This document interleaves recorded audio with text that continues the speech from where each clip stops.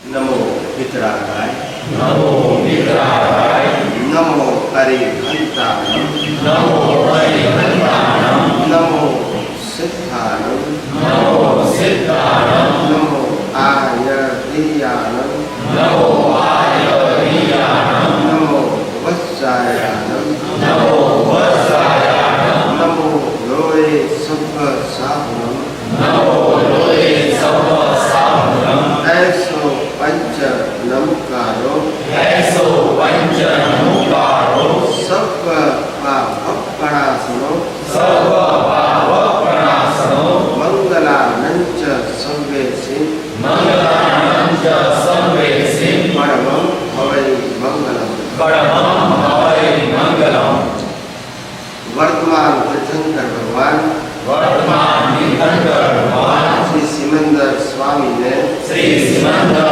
स्वामी ने अत्यंत भक्तिपूर्वक नमस्कार करूं છું अत्यंत भक्तिपूर्वक नमस्कार करूं છું तीर्थंकर भगवान श्री महावीर प्रभु ने तीर्थंकर भगवान श्री महावीर प्रभु ने अत्यंत भक्तिपूर्वक नमस्कार करूं છું अत्यंत भक्तिपूर्वक नमस्कार करूं છું महावीर प्रभुना शासन देवी देवताओं महावीर भगवानना शासन देवी देवताओने अत्यंत भक्तिपूर्वक नमस्कार करूं છું अत्यंत भक्तिपूर्वक नमस्कार करूं છું आ क्षेत्रना रक्षक देवी देवताओं आ क्षेत्रना रक्षक देवी देवताओने अत्यंत भक्तिपूर्वक नमस्कार करूं છું अत्यंत भक्तिपूर्वक नमस्कार करूं છું आखा ब्रह्मांडना जीव मात्रना रियल स्वरूपने आखा ब्रह्मांडना जीव मात्रना रियल स्वरूपने अत्यंत भक्तिपूर्वक नमस्कार करूं છું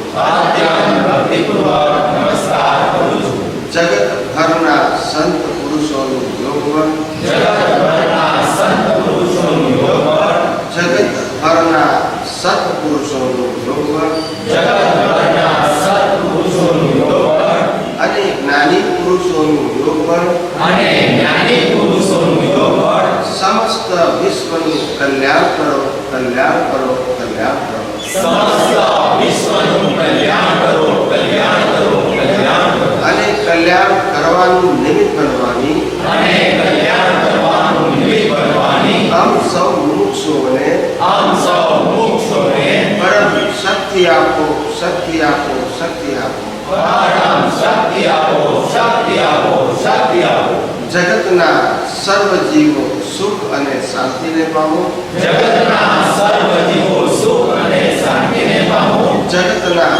સર્વ જીવો સમાધાનને પામો જગતના સર્વ જીવો સમાધાનને પામો જગતના સર્વ જીવો મોક્ષને પામો જગતના સર્વ જીવો મોક્ષને પામો જગત કલ્યાણ હો જગત કલ્યાણ હો જગત કલ્યાણ હો જગત કલ્યાણ હો જગત કલ્યાણ હો જગત કલ્યાણ હો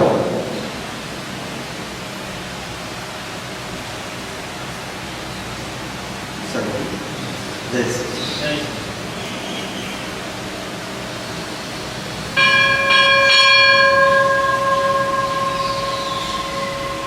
શ્રીમદ રાજચંદ્રજી કૃપાળુદેવ જેમને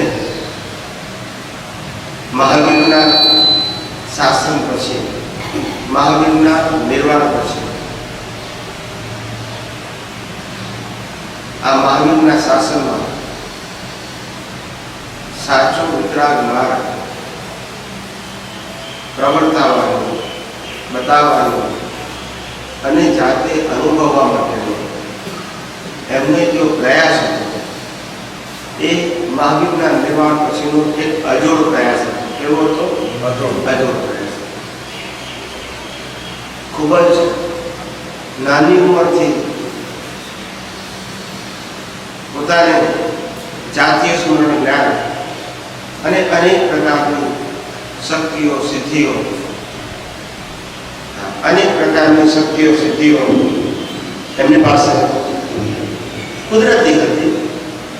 એમને ક્યારેય શક્તિ કે સિદ્ધિઓ માટે સાધના નથી કરી, પણ કુદરતનો નિયમ છે કે જે માણસ મુક્તિના માર્ગે પોતાની પ્યોરિટી અને સિન્સિયરિટીથી આગળ વધે, જેને આ જગતની કોઈ પણ વિનાશી ચીજની ભીખ નથી, જેને આ જગતમાં કોઈ પણ પ્રકારનો ભય નથી, એવા સમર્થ પુરુષોને આ જગતની તમામ સિદ્ધિઓ મળે છે. શું છે? પણ એ સિદ્ધિઓ માટે ક્યારે પ્રયાસ કરતા નથી. સિદ્ધિઓ એમના ચરણોમાં હોય. શું છે? પણ સિદ્ધિના એ દાસી હોય. આવા સમર્થ પુરુષ એવા શ્રીમદ રાજચંદ્ર કે જેમની એક સિદ્ધિ આખા વિશ્વમાં પ્રચલિત છે, એવી અવધાન શક્તિની સિદ્ધિ, શતાવધાની. એ શતાવધાનીની સિદ્ધિ જ્યારે એમને પ્રાપ્ત થઈ, એમને પ્રયોગો કર્યા અને મોટામાં મોટો પ્રયોગ એમને મુંબઈની અંદર કાવસ્ટ્રી ઇન્સ્ટિટ્યૂટમાં કર્યો, જેમાં અંગ્રેજો પણ બધા હતા, મોટા મોટા માણસો તે વખતે હતા. અને એમને શતાવધાનનો પ્રયોગ કર્યો અને પ્રયોગ કર્યા પછી બહુ જ મોટી એમને પ્રસિદ્ધિ મળી અને ઇંગ્લેન્ડના મહારાણીએ પણ એમને આમંત્રણ આપ્યું કે તમે અમારા દેશમાં આવીને આ પ્રયોગ કરો. શ્રીમદ રાજચંદ્રજીએ જાણ્યું કે આ સિદ્ધિ બધા જગતના લોકો જાણશે તો એ સિદ્ધિ પાછળ આગળ વધવા, સિદ્ધિ મેળવવા પ્રયત્ન કરશે અને મારી પ્રશંસા કરશે. એ સિદ્ધિ મેળવવા પ્રયત્ન કરશે અને મારી પ્રશંસા કરશે. એ પ્રશંસાને કારણે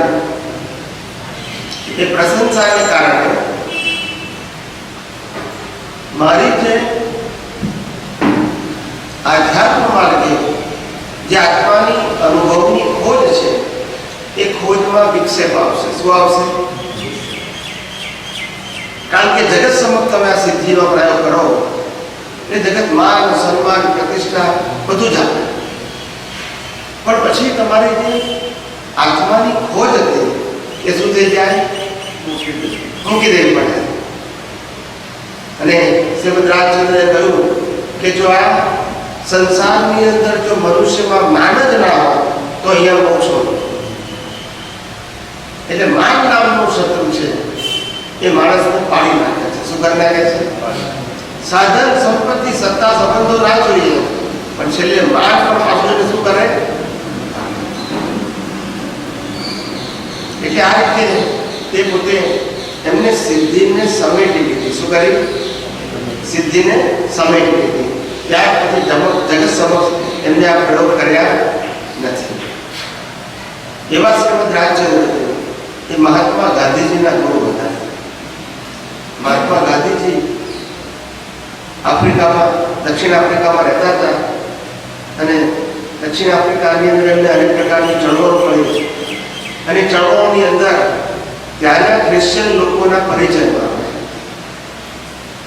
કારણ કે ત્યાંના લોકો માટે એમણે ચળવળ કરી હતી. કોના માટે કરી હતી? દક્ષિણ આફ્રિકાના લોકો માટે.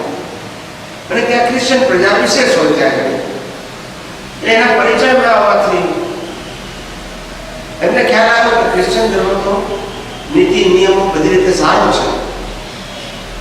એમને ગમે પણ ખરો, એમને થોડું ખેંચાણ થયું ક્રિશ્ચિયન ધર્મ પ્રત્યે.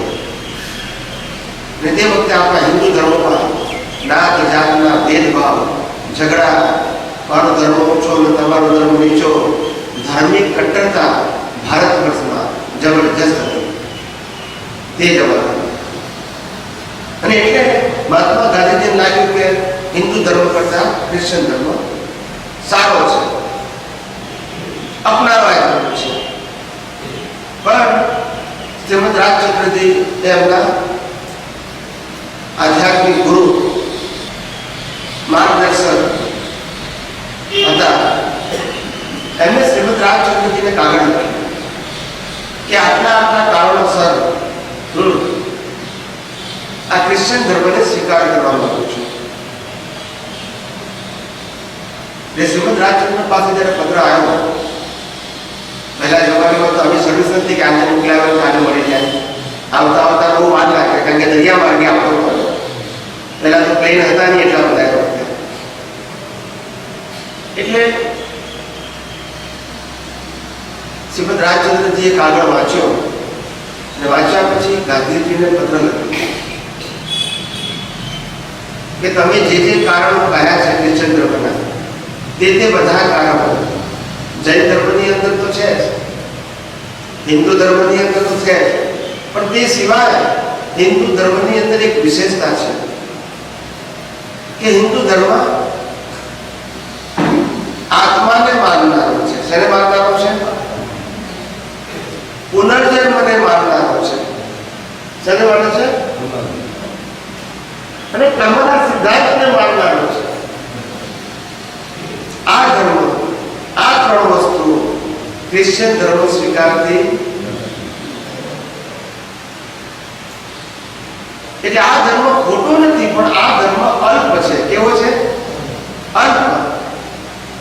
માટે જો તમારે ખરેખર સાચા ધર્મને માર્ગે આગળ વધવું હોય તો હિન્દુ ધર્મ શ્રેષ્ઠ છે. એટલે બધા કારણો સાથે અમને આગળ અને ગાંધીજીએ પછી પોતાનો નિર્ણય બદલ્યો. પછી એ ક્રિશ્ચિયન થયા, જે આપણે બધા જાણીએ છીએ. આવા મહાન પુરુષ શ્રીમદ રાજચંદ્ર, જે અત્યારે આપણી સાથે સહદેહ તો નથી પણ અક્ષર દેહ છે. કયા દેહ છે? અક્ષર દેહ છે. એમની વાણી, એમના આધ્યાત્મિક પદો, કારણ કે જ્ઞાની કરતા વિશેષ કવિ તરીકે વધારે પ્રખ્યાત થયા નથી. તે વખતે જ્ઞાની તરીકે પ્રખ્યાત થયા નતા, એ કવિ તરીકે પ્રખ્યાત થયા હતા, આધ્યાત્મિક કવિ. અને ગાંધીજી પણ એમને કવિ તરીકે સંબોધતા હતા. એટલે પણ જેને પોતાનું જીવન, સમગ્ર જીવન એક આત્માની અનુભૂતિ માટે વ્યતીત કર્યું. શેની અનુભૂતિ? આત્મા. આખી જિંદગી. અપૂર્વ અવસર એવો ક્યારે આવશે, ક્યારે થઈશું બાહ્યાંતર નિરગ્રંથ. બાહ્ય અને અભ્યંતર બંને કહેવા જઈએ નિરગ્રંથ. ગ્રંથિ વગરના જેવા મારું તાળું રહે. આમાં મૂળ ભારત સાબરું જીવતો રહે. એમને એમને કહ્યું છે, કરી વૃત્તિ અખંડ સન્મુખ. વૃત્તિ શેમાં કરવાની છે? પોતાના. અખંડ. અખંડ એટલે ખંડિત ન થાય તે વૃત્તિ. વૃત્તિ વહે નિજ ભાવમાં પરમાર્થી સંકેત. એટલે કે આ જગતની અંદર મોટા મોટું દુઃખ હોય તો પૂજાદીની કામના. શેનું છે દુઃખ? પૂજાવાની કામના. જ્ઞાની પુરુષ કહે છે કે જે અપૂજ્ય છે એને આ જગત પૂજવા પડે છે. શેને પડે છે? અપૂજ્ય છે. શરીર પૂજવા લાયક હોય. આ બધાના શરીર સરખા હશે કે જુદા જુદા સાઈડના હશે? આ બધાના શરીર જુદા જુદા છે વ્યક્તિગત રીતે, પણ શરીરની રચના જુદી જુદી છે કે એક જ સરખી છે? બધાના શરીર હવા પાણી ને ખોરાકથી ચાલે ને, કે સોના ચાંદીના ડાયમંડથી ચાલે? બધાના શરીર તો હવા પાણી ખોરાકથી જ ચાલે. અને બધાના શરીર વિનાશી હોય, અનેક પ્રકારના જન્મ જરા અને મૃત્યુ વાળા હોય, અનેક પ્રકારના રોગ વાળા હોય કે નહીં?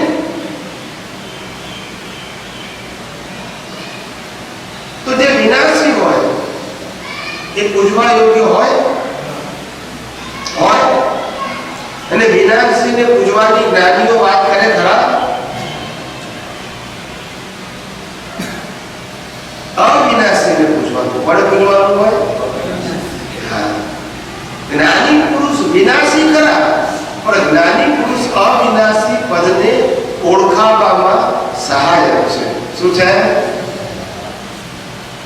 સમજાય છે? તીર્થંકર પદ વિનાશી કે અવિનાશી? તીર્થંકર પદ વિનાશી કે અવિનાશી? બોલો, તમને પૂછું છું. તીર્થંકર પદ વિનાશી કે અવિનાશી?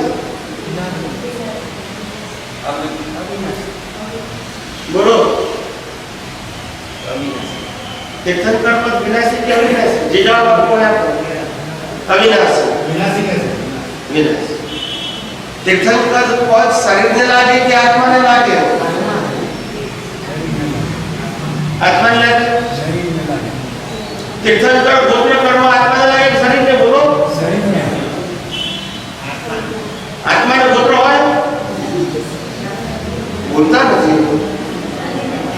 बोलो ने तीर्थंकर पद कोने लागे? चक्रवर्ती पद कोने लागे? शरीर ने कि आत्मा ने? वासुदेव पद शरीर ने कि आत्मा ने लागे? शरीर में नगर પછી આત્મા। આ બધી 63 કલાકમાં પુરુષો કહીએ છે એ પદ શરીરને લાગે કે આત્માને લાગે? પછી આત્માને લાગે। આત્માને પદ હોય? આત્માને કોઈ પદ હોય? આત્માને કોઈ પદ હોય? એ તો અમર પદ છે, આ તો વિનાશી પદ છે। ચક્રવર્તી વાસુદેવ પ્રતિવાસુદેવ વડરામ જન્મે જીવે અને મરે। અને આત્માનું પદ કેવું છે? આયધર અમારો વિનાશી। એનો કોઈ પદ હોય, સ્ટેટસ હોય? અરિહંત એ દેહની દશા છે, ઉત્કૃષ્ટ દશા છે, પણ એ દેહની દશા કહેવાય। આત્માની દશા હોય? આત્માની દશા ઉત્પન્ન થાય? આત્મા તો શાશ્વત છે। કેવો છે? क्या श्रीमद राजचंद्र काय बहु पुण्य केरा पुण्य थी सुख देह मानव मोमरो गोवे अरे भव चक्र अतो नहीं के लड़ो सुख प्राप्त करता सुख टळे छे ए लक्ष्य गमो क्षण क्षण भयंकर भाव मरना काहो राज्य રહ્યો। સમજાય છે? કેવું સુંદર ગાયું છે? સમજાય છે? સુકુટુંબ કે પરિવારનું વધવાપણું તે નહીં રહેવું, વધવાપણું સંસારનું નરદેહને હારી જવું। સમજાય છે? એનો વિચાર વિવેકપૂર્વક શાંત ભાવે જો કર્યા તો સર્વ આત્મિક જ્ઞાનના સિદ્ધાંત તત્વ અનુભવ્યા। આત્મતારો આત્મતારો सर्वात्मा समदृष्टितो आ वचन हृदय धरो। समझाय છે? આ વચન ને સર્વાત્મા સમદૃષ્ટિતો, સમ એટલે શક્તિ, એટલે પદ હંમેશા શરીર છે। બરાબર? કોઈ પણ પદ, તીર્થંકર પદ, ચક્રવર્તી પદ, વાસુદેવ પ્રતિવાસુદેવ કે બીજા કોઈ પણ પદ હોય એ બધા કોને હોય? लेकिन तीर्थंकर भगवान પણ એમ રાખે કે અમારી પૂજા કરો, વિતરાગની પૂજા કરો। માટે તીર્થંકર ભગવંતોએ સ્થાપેલો ધર્મ તે વિતરાગનો માર્ગ છે, વ્યક્તિની પૂજાનો માર્ગ નથી। પણ કાળક્રમે એ માર્ગ વ્યક્તિ પૂજામાં કન્વર્ટ થઈ ગયો। શું થઈ ગયો? પૂજા વિતરાગની હતી। વિતરાગોએ કહ્યું અમારી મૂર્તિ ના હોય, વિતરાગની મૂર્તિ પડી હોય। એટલે 24 તીર્થંકરોની મૂર્તિ હરકી હોય જુદી જુદી હોય? 24 તીર્થંકરોની મૂર્તિ સરખી હોય કે જુદી જુદી હોય?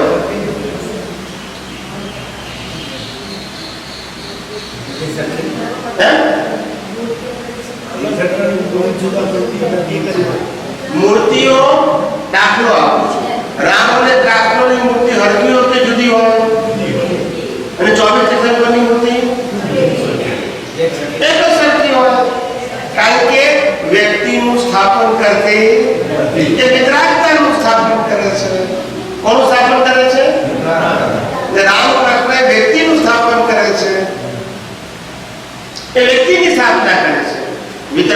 માર્ગ વ્યક્તિનું સ્થાપન કરતો એ વિતરાગતાનું સ્થાપન કરે છે. જે દેહની અંદર વિતરાગતા પ્રગટ થઈ ગઈ છે એ વિતરાગ દશાનું મારા ધન્ય છે, એ મારા બંધન છે. એ વિતરાગ દશાનું મહત્વ છે. સમજાય છે? ભગવાન મહાવીરે પણ ક્યારે કહ્યું કે તમે મને વંદન કરો, મને પૂજા કરો? એ કે હું જેને ઓળખું છું એને તમે પણ ઓળખી લો તો તમારા અને મારામાં કોઈ અંતર અને જે દેહ કરીને અંતર છે એ તો ઉદય કર્મ છે, આજે છે ને કાલે નથી. પણ આત્માએ કરીને આપણે બધા સરખા છે અને શાશ્વત છીએ, સર્વશક્તિમાન છીએ. કેવા છીએ? સર્વશક્તિમાન. આત્મા પોતે અવિનાશી છે, ચેતન છે, તમામ પ્રકારની અનંત શક્તિઓમાં છે. અનંત જ્ઞાન, અનંત દર્શન, અનંત સુખ, અનંત શક્તિ એ આત્માના કાયમી ગુણો છે. કેવા છે? જન્મ, જીવન, મૃત્યુ એ આત્માનો ગુણ નથી. કોઈ પણ પદ ધારણ કરવું એ પણ આત્માનો ગુણ નથી, પણ એ પ્રકૃતિને પ્રાપ્ત થયેલી પદવી છે, એની ક્વોલિટીના સનાતન ક્વોલિટી. એટલે આપણે આપણા જીવનની અંદર આધ્યાત્મ માર્ગે ખરેખર તો પ્રગતિ કરવું તો આ જગતનું સનાતન સત્ય સમજવું પડશે. કયું સત્ય? સનાતન સત્ય, સાંપ્રદાયિક સત્ય નહીં. કયું સત્ય? કે જીવ માત્રને એક સરખું લાગુ પડે છે. કેવું લાગુ પડે છે? જીવ માત્રને એક સરખું. એ માને તો એ લાગુ પડે, ના માને તો એ લાગુ પડે. વિશ્વના અનેક લોકો એવું કહે છે કે અમે આત્માને માનતા નથી, પણ એ ના માનવાથી આત્મા નથી એવું સાબિત થાય છે? નથી થતું. નથી માનતા એ અજ્ઞાનતા છે. શું છે? સમજાય છે ને?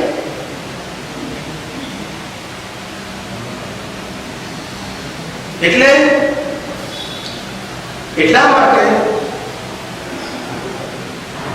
માટે કે જ્યાં સુધી અનેક જ્ઞાનીઓ એક પણ એ વાત કહી ગયા આપણને, જ્યાં સુધી તમારો આધાર અજ્ઞાનનો છે ત્યાં સુધી તમે મુક્તિના માર્ગે આગળ નહીં વધી શકો. આધાર શેનો હોવો જોઈએ? સનાતન. આ જગતની બધી જ વસ્તુઓ જે આપણે 5 ઇન્દ્રિયોથી અનુભવીએ છીએ એ બધી સનાતન છે કે ટેમ્પરરી છે? આ 5 ઇન્દ્રિયોથી અનુભવીએ છીએ એ બધી વસ્તુ કાયમી છે કે ટેમ્પરરી? ક્ષણભંગુર છે. એના આધારે જીવીએ તો શું થાય?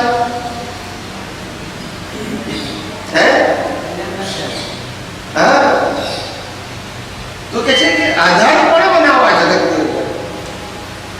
પોતાના સ્વરૂપને આધાર. હું જ પરમાત્મા છું, હું જ સર્વશક્તિમાન છું.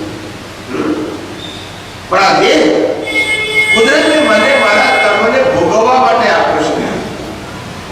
બોલા બોલા.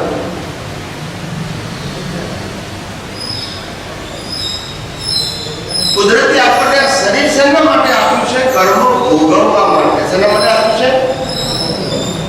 મન, વચન, કાયા એ કર્મ ભોગવવાનું સાધન માત્ર છે ને કુદરતે આપ્યું છે. કોણે આપ્યું છે? મનુષ્ય પોતે નક્કી ના કરી શકે, કે જીવ પોતે નક્કી ના કરી શકે કે મારે નેક્સ્ટ બર્થમાં મનુષ્ય તરીકે જન્મવું છે. સમજાય છે? એ કુદરત નક્કી કરશે તમારા કર્મો પ્રમાણે. શેના પ્રમાણે નક્કી કરશે? કર્મો પ્રમાણે. તમારા કર્મો પશુઓની હશે તો પશુઓમાં જન્મ આપશે, નરગતિને લાયક કર્મો હશે તો નરગતિમાં જન્મ આપશે, અને દૈવી કર્મ કર્યા હશે તો દેવલોકમાં જન્મ આપશે. પણ નક્કી કોણ કરે? કુદરત નક્કી કરે. એક્ઝામે આપણે આપવાની, રિઝલ્ટ આપણે આપવાનું, એવું બને? એક્ઝામ આપણે આપવાની કર્મની, પણ રિઝલ્ટ કોણ આપે? કુદરત. આપણને ખબર છે જન્મ પહેલા કે મા બાપ કોણ થવાના છે? ખબર હતી? તો કોણે નક્કી કરે? કયા આધારે નક્કી કરે? ગયા અવતારના કર્મના. આપણને તો ખબર નથી. એ કુદરત નક્કી કરે છે. ચારે ગતિમાંથી કઈ ગતિમાં તમને મોકલવા એ નક્કી કોણ કરે છે? એટલે કુદરત આપણને નક્કી કરે છે કે તમે કેવા કર્મ કર્યા છે. કર્મ કરે છે તો બરાબર છે, પણ આપણને ખબર છે આવતીકાલે શું થવાનું છે? આપણને ખબર છે? તો કોને ખબર છે જે રિઝલ્ટ આપે છે? કર્મને આધીન છે બરાબર છે, પણ કર્મનું ફળ કોણ આપે છે? વળી પાછી આપણે પાછું આજે આપણને ફળ કોણ આપે છે? કુદરત આપે છે. આપણને ખબર છે કેવા કર્મ કર્યા છે આપણે? સમજાય છે ને? પણ આ કર્મ ભોગવવાના સંજોગો કોણ ઉભા કરે છે? કુદરત ઉભા કરે છે. સમજાય છે કે નહીં? આપણે લગ્ન કરવાની ઉંમર થાય તો વાઈફ કોણ ભેગી કરે? આપણે બનાવીએ છીએ? એ તો બનેલી છે. કુદરત ભેગા કરે છે કર્મના ફળ પૂરા કરવા. સમજાય છે? આ બધું કુદરતી રચના છે. શું છે? કુદરતી. આખી દુનિયા કુદરતી રચના છે. ખાલી આત્મા કુદરતી રચના એ શાશ્વત છે. કેવો છે? આ જગતમાં આત્મા એક એવો છે કે ચૈતન્ય ઘર છે, અવિનાશી છે અને શાશ્વત છે. બાકીના પાંચ તત્વો શાશ્વત છે પણ ચેતન નથી. કેવા નથી? જળ તત્વો છે.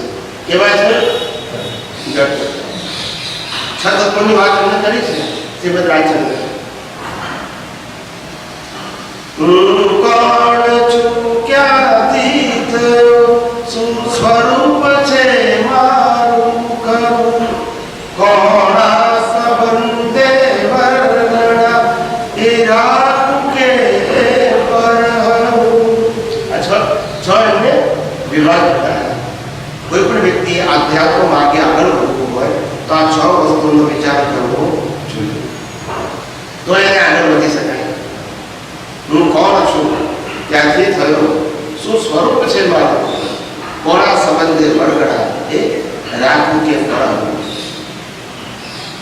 એનો વિચાર વિવેકપૂર્વક શાંત ભાવે લે કર્યા તો સર્વ આત્મિક જ્ઞાનના સિદ્ધાંત તત્વો અનુભવ.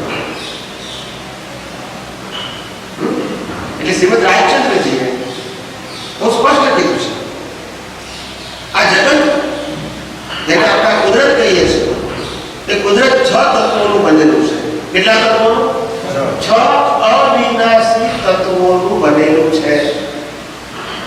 એ 6 તત્વોમાં એક જ તત્વ એવું છે કે જે ચેતન છે.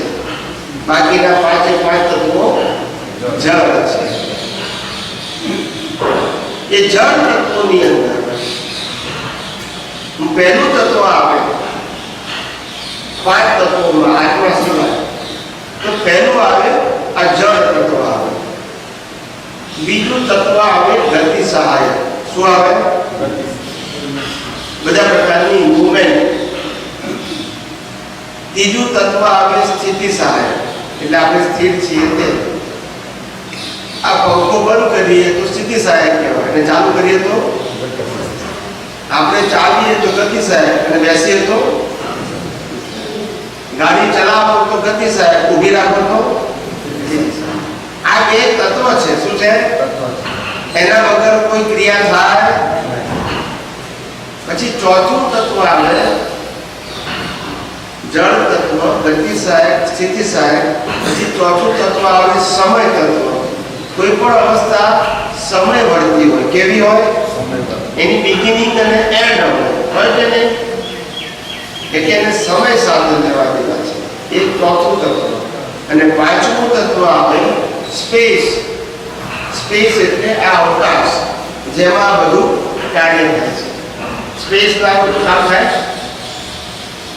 આ પૃથ્વી બિલકુલ ઠસોઠસ પથ્થરથી ભરેલી હોય તો કશું થાય, પણ આ જગ્યા છે તો થાય છે. આપણે અહીંયા બેઠા છે, આ સ્પેસ ના હોય, આકાશ ના હોય તો થાય. આ 6 તત્વ, 5 તત્વો આ અને છઠ્ઠું તત્વ ચેતન. આખું વિશ્વ 6 તત્વોથી બનેલું છે. સાતમું કોઈ તત્વ આ વિશ્વમાં છે એમાં આત્મ તત્વ ચેતન છે, બાકીના તત્વો બધા જળ છે. આ 6 તત્વનો સરવાળો એનું નામ કુદરત. આ 6 તત્વોનો સરવાળો એનું નામ કુદરત.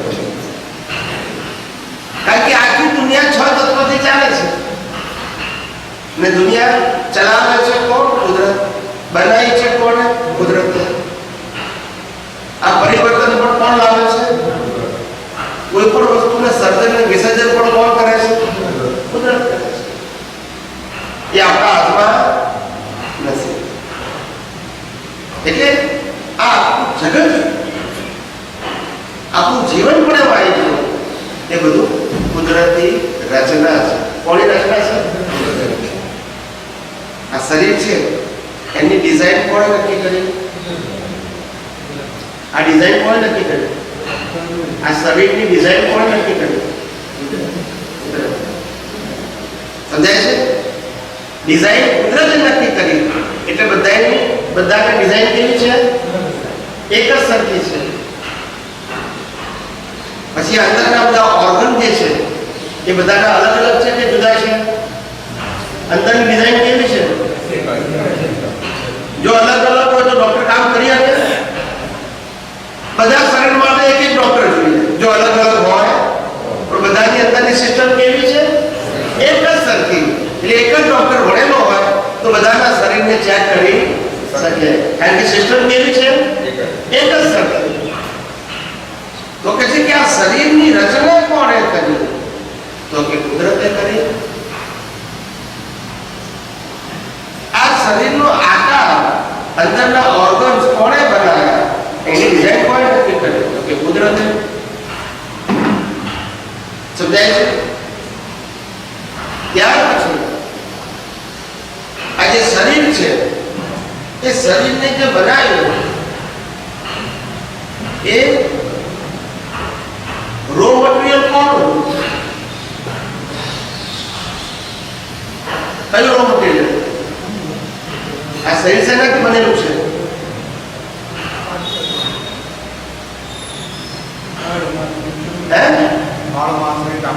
એ હાડ માંસ ને ચામડું શેનું બનેલું છે?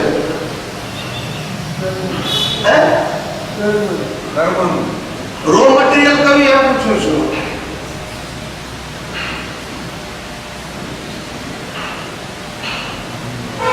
પંચ મહાભૂત બનેલું છે આ શરીર. શેનું બન્યું છે? પૃથ્વી, પાણી, વાયુ, અગ્નિ ને આકાશ. બરાબર છે? બરાબર છે? એ પંચ મહાભૂત કોણ? આપણા કે કુદરતના? બોલો બોલો ને. આટલી વાત કેમ કરો છો? બહુ વિચારવું પડે છે. ત્યાં મગજ ઓછું કામ કરે છે.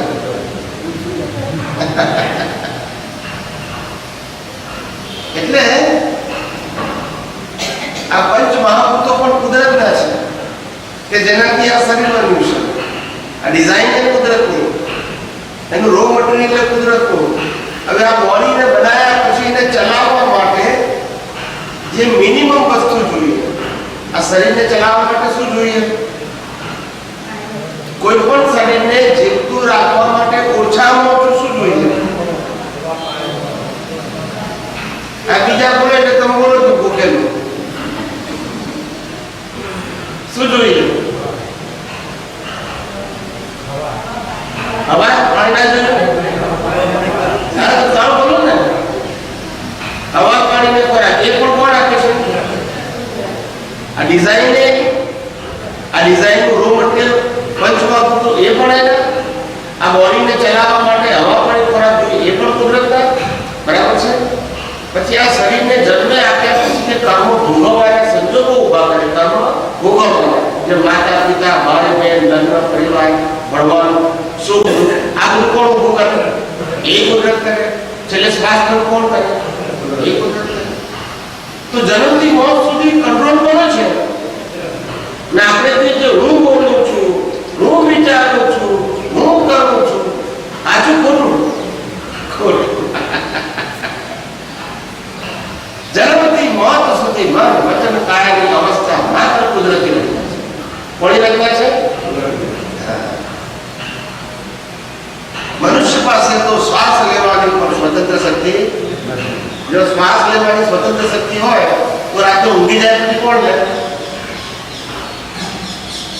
આપણે શ્વાસ લેતા હોય તો પછી રાતે ઊંઘ્યા પછી કોણ લે? આપણે જાગવું પડે ને? પછી જાગવું પડે છે.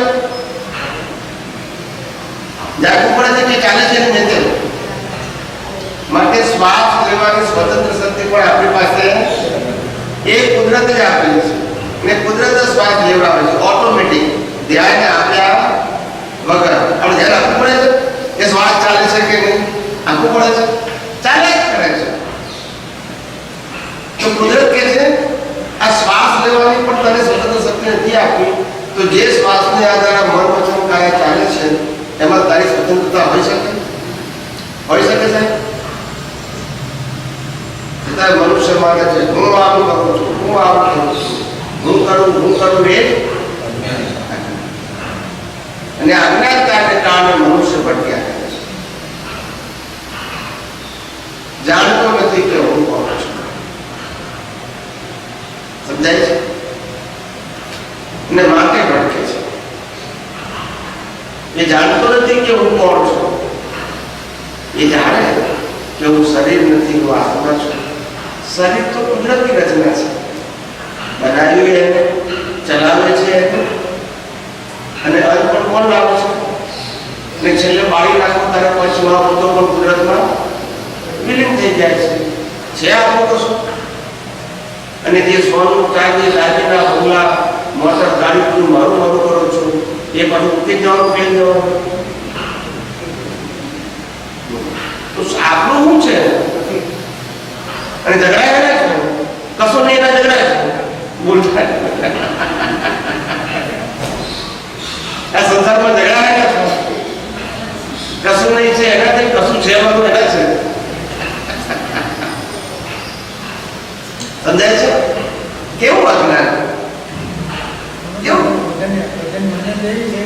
ભગવાન તો ચલાવે છે ભગવાન આપે છે બધું ચલાવે છે અને બધા પાપો પણ ના આવે એ શું કહેવાનું એ તો બાળ ધર્મ માટે કીધું કોના માટે કીધું બાળ ધર્મ બાળકનો ધર્મ એમ કીધું કે આ દુનિયા ભગવાને બનાવી ને ભગવાન ચલાવે છે એ ચોર એવું કહે છે કે આ ખિસ્સા કાપવાની આજ્ઞા પણ મને ભગવાને પ્રેરણા કરી છે તો કોઈ જેલમાં પણ જવું પડે ભગવાનને બી ચોરે જવું પડે એટલે આવું સમજે ના પડે એટલે બાળ બુદ્ધિમાં બધું આવું કે ભગવાને બનાવી અને ભગવાન ચલાવે છે આવું ક્યાં કે નહીં પણ એ બાળ બુદ્ધિ છે શું છે જેની સમ્યક બુદ્ધિ હોય એ આવું બોલે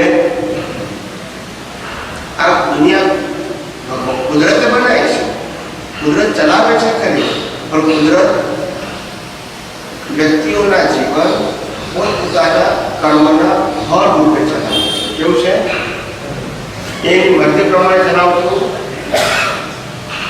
એટલે આપણે જેવા કર્મો કર્યા છે એવા કુદરત આપણને શું આપે છે એટલે આપણે જે ભોગવીએ છીએ એના આપણે જવાબદાર કોણ છીએ આપણે છે કુદરત જવાબદાર કુદરત તો તમારી એક્ઝામનું રિઝલ્ટ આપે છે શું આપે છે સમજાય છે આપણે પરીક્ષા આપવા ગયા હોય અને 100 માંથી 5 માર્કનું સાચું લખ્યું હોય અને પછી રિઝલ્ટ આવે ત્યારે 5 માર્ક આવે તો આપણે કહીએ કે ના આ તો ટીચર ખોટા છે બરાબર કહેવાય ટીચરને ખોટા કહીએ બરાબર કહેવાય ટીચર કહીએ તે લખ્યું છે એટલા તો માર્ક આપે છે સમજાય છે એમ કુદરત આપણે જે પાપ પુણ્ય કર્યા હતા એના આપણને ફળ આપે છે એમાં એનો ગુનો છે આપણે જે ભૂલ કરી છે એના દંડ ભોગવીએ છીએ ભૂલ કરી છે એના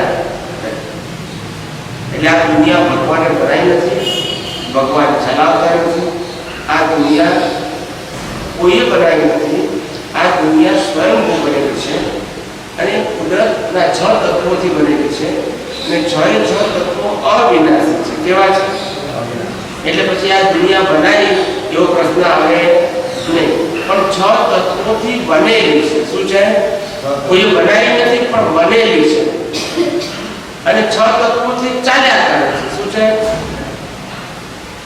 આપણે અહીંયા બેઠા છીએ બધા તો 6 તત્વો છે કે નથી અહીંયા આપણે બેઠા છીએ તો 6 તત્વો છે કે નથી કઈ રીતે ગણો કઈ રીતે છે હું ટાઈટલ પૂછવાનું તો નથી અહીંયા તમે સમજાવો કે અહીંયા આગળ આ તત્વ છે, આ તત્વ છે, અહીંયા બતાવો. મેં એવું કીધું કે 6 તત્વો કયા એવું પૂછ્યું નથી. 6 તત્વો અહીંયા છે કે નહીં એનો પ્રશ્ન પૂછ્યો. અહીંયા આત્મા તત્વ છે, બોલો. જળ તત્વ છે, ગતિસહાયક છે, સ્થિતિસહાયક છે, ટાઈમ તત્વ છે અને સ્પેસ છે. તો કોઈ પણ અવસ્થા 6 તત્વો વગર હોઈ શકે. માટે આ દુનિયા 6 તત્વોથી બનેલી છે અને 6 તત્વોથી ચાલે છે. સમજાય છે? કોઈ પણ અવસ્થા 6 તત્વો વગર હોઈ શકે.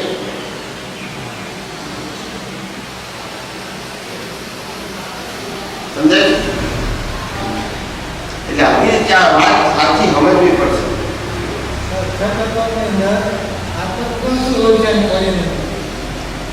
છ તત્વની આત્મા તત્વની હાજરી છે. શું છે? જેના કારણે કર્મ બંધાય અને કર્મ ભોગ. એ ના હોય તો કર્મ બંધાય નહીં અને એ ના હોય તો કર્મ ભોગવાય તો નહીં. શરીરમાંથી આત્મા ચાલી જાય પછી કર્મ બંધાય નહીં અને કર્મ ભોગવાય પણ. શરીરમાંથી આત્મા ચાલી ગયા પછી ફાળી નાખીએ તો એનું કર્મ ભોગ્યું કહેવાય ના? ચાલે છે. અંદર ચેતન હોય ત્યાં સુધી કર્મ બાંધવાની અને ભોગવાની પ્રક્રિયા પડે. એ ક્રિયા પછી બાંધવાનું ભોગવવાનું ના. ભગવાનનો ઉલ્લેખ કરજો. ભગવાનનું ચેતન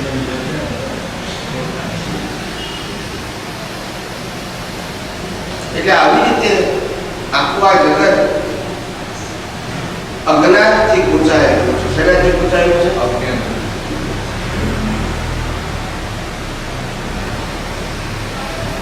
તે મોટામાં મોટું અજ્ઞાન શ્રીમદ રાજચંદ્રજીએ કહ્યું કે મોટામાં મોટું અજ્ઞાન કયું છે? હું કોણ છું તે જ નથી જાણતો. શું કીધું? હું કોણ છું તે જ નથી જાણતો. એ માને છે કે હું શરીર છું, હું સંબંધો છું, સંપત્તિ મારી છે, સત્તા મારી છે એવું માને છે. ઉંમર મારી છે, આ ભોગો તો મારો છે. ખરેખર આ બધું કોનું છે? શરીરનું છે. કોનું છે? અને આપણે આ શરીરથી કેવા છીએ? જુદા છીએ કે એક છે? બોલો ને. આપણે શરીરથી જુદા છીએ કે એક છીએ?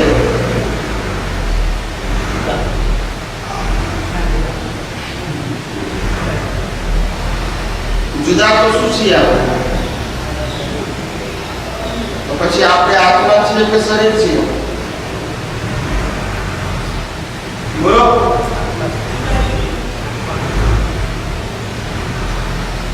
એટલે શરીર એ કર્મ ભોગવવાનું સાધન છે અને આત્મા એ આપણું પોતાનું મૂળ સ્વરૂપ છે. પણ એ ઓળખ્યું નથી, એ અનુભવ્યું નથી ત્યાં સુધી ભટકવાનું છે. શ્રીમદ રાજચંદ્રજીની સાધના શેના માટે હતી? મોટેથી બોલો. આત્મા માટે. ને આપણે એના માટે જીવીએ છીએ? શરીર માટે. બોલો. મહાવીર તારા માર્ગથી અમે લાખો જોજન. શું કહે છે?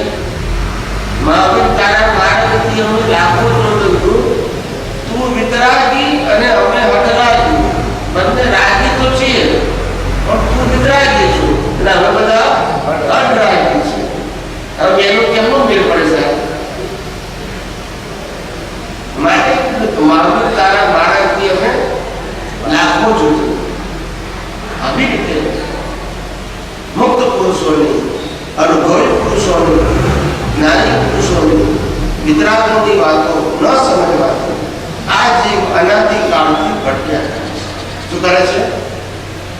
અનાદિકાળથી ભટકે છે. હવે જો એને સાચો માર્ગ મળે તો ધીમે ધીમે આ એનું ભટકામણ શું થાય? ધીમે ધીમે ભટકામણ શું થાય? ઓછી થતી જાય. આ શું કીધું? હા, એટલે પોતે જાણવું પડે કે પોતે કોણ છે. હું આત્મા છું એવું શબ્દ જ્ઞાન ચાલશે નહીં. હું આત્મા છું એવી દ્રષ્ટિ જીવતી જોઈશે. કેવી જોઈશે? ખાલી જાણકારી નહીં. હું આત્મા છું તેવી દ્રષ્ટિ જીવંત જોઈશે. કેવી જોઈશે? જીવંત. ખાલી શબ્દ રૂપે શ્રીમદ રાજચંદ્રજીએ કહ્યું, સૌ સાધન બંધન થયા રહ્યો કોઈ ઉપાય, સત સાધન સમજો નહીં ત્યાં બંધન સુજાય. સૌ સાધન બંધન થયા. કેવા થયા? તો પછી એવા કરવાનું શું?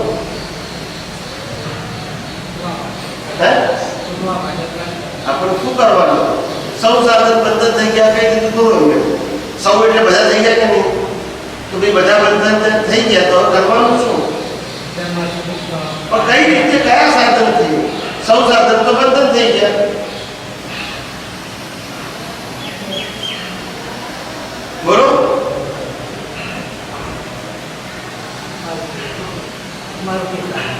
પણ આત્મા રૂપી સાધનને ઓળખવું કઈ રીતે?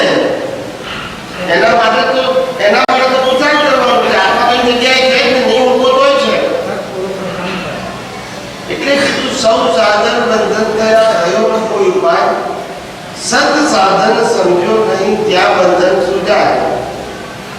એ સત સાધન સમજવાનું. શું સમજવાનું? સત સાધન એને કહેવાય. એટલે આત્મજ્ઞાની પુરુષને સત સાધન કહેવાય. શું કહેવાય? આત્મજ્ઞાની પુરુષને સત સાધન કહેવાય. એ આત્મજ્ઞાની પુરુષને સત સાધન કેમ કહેવાય? તો કે છે કે નિસ્દિન જેનો આત્મામાં ઉપયોગ છે. શું છે? નિસ્દિન જેનો આત્મામાં ઉપયોગ છે એવા સત્પુરુષને સત સાધન. સત સાધન સમજો નહીં ત્યાં બંધન સુજાય.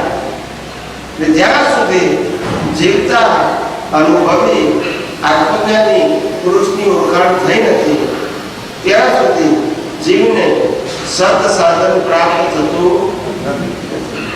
શુભ સાધન પ્રાપ્ત થાય પણ સત સાધન નહીં. સમજાય છે? એટલે સમજવા જેવું છે. સમજાય છે બધાને? બધાને સમજાય છે? બહેનો બધાને સમજાય છે?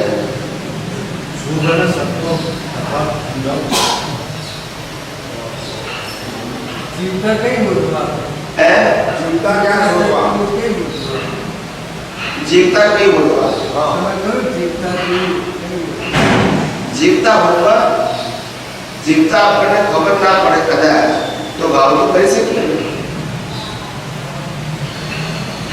ભાવ તો કરી શકીએ કે મને અનુભવી જ્ઞાની પુરુષ આ કળિયુગની અંદર આ ક્ષેત્રમાં પ્રત્યક્ષ રૂપે પ્રાપ્ત થાવ એવા ભાવ તો કરીએ. એના કરાય ભાવે ભાવના ભાવીએ ભાવે દીજે દાન ભાવે ધર્મ આરાધી અને ભાવે. તો ભાવના કરવામાં શું વાંધો છે? આ ચામડાની આકૃતિ તો ઓળખાય એવા નથી. સમજાય છે? ચામડાની આકૃતિ ઓળખાય ના. આંખો તો બધાની હરખી છે ને? જુદી છે. આંખો જુદી છે કે દ્રષ્ટિ જુદી છે? આંખો જુદી છે. આંખો જુદી હોય તો ડોક્ટર રિપેરિંગ કરી શકે. આંખો બધાની કેવી છે? હરખી. પણ દ્રષ્ટિ કેવી છે? તો દ્રષ્ટિની આંખ પણ એક છે કે જુદું?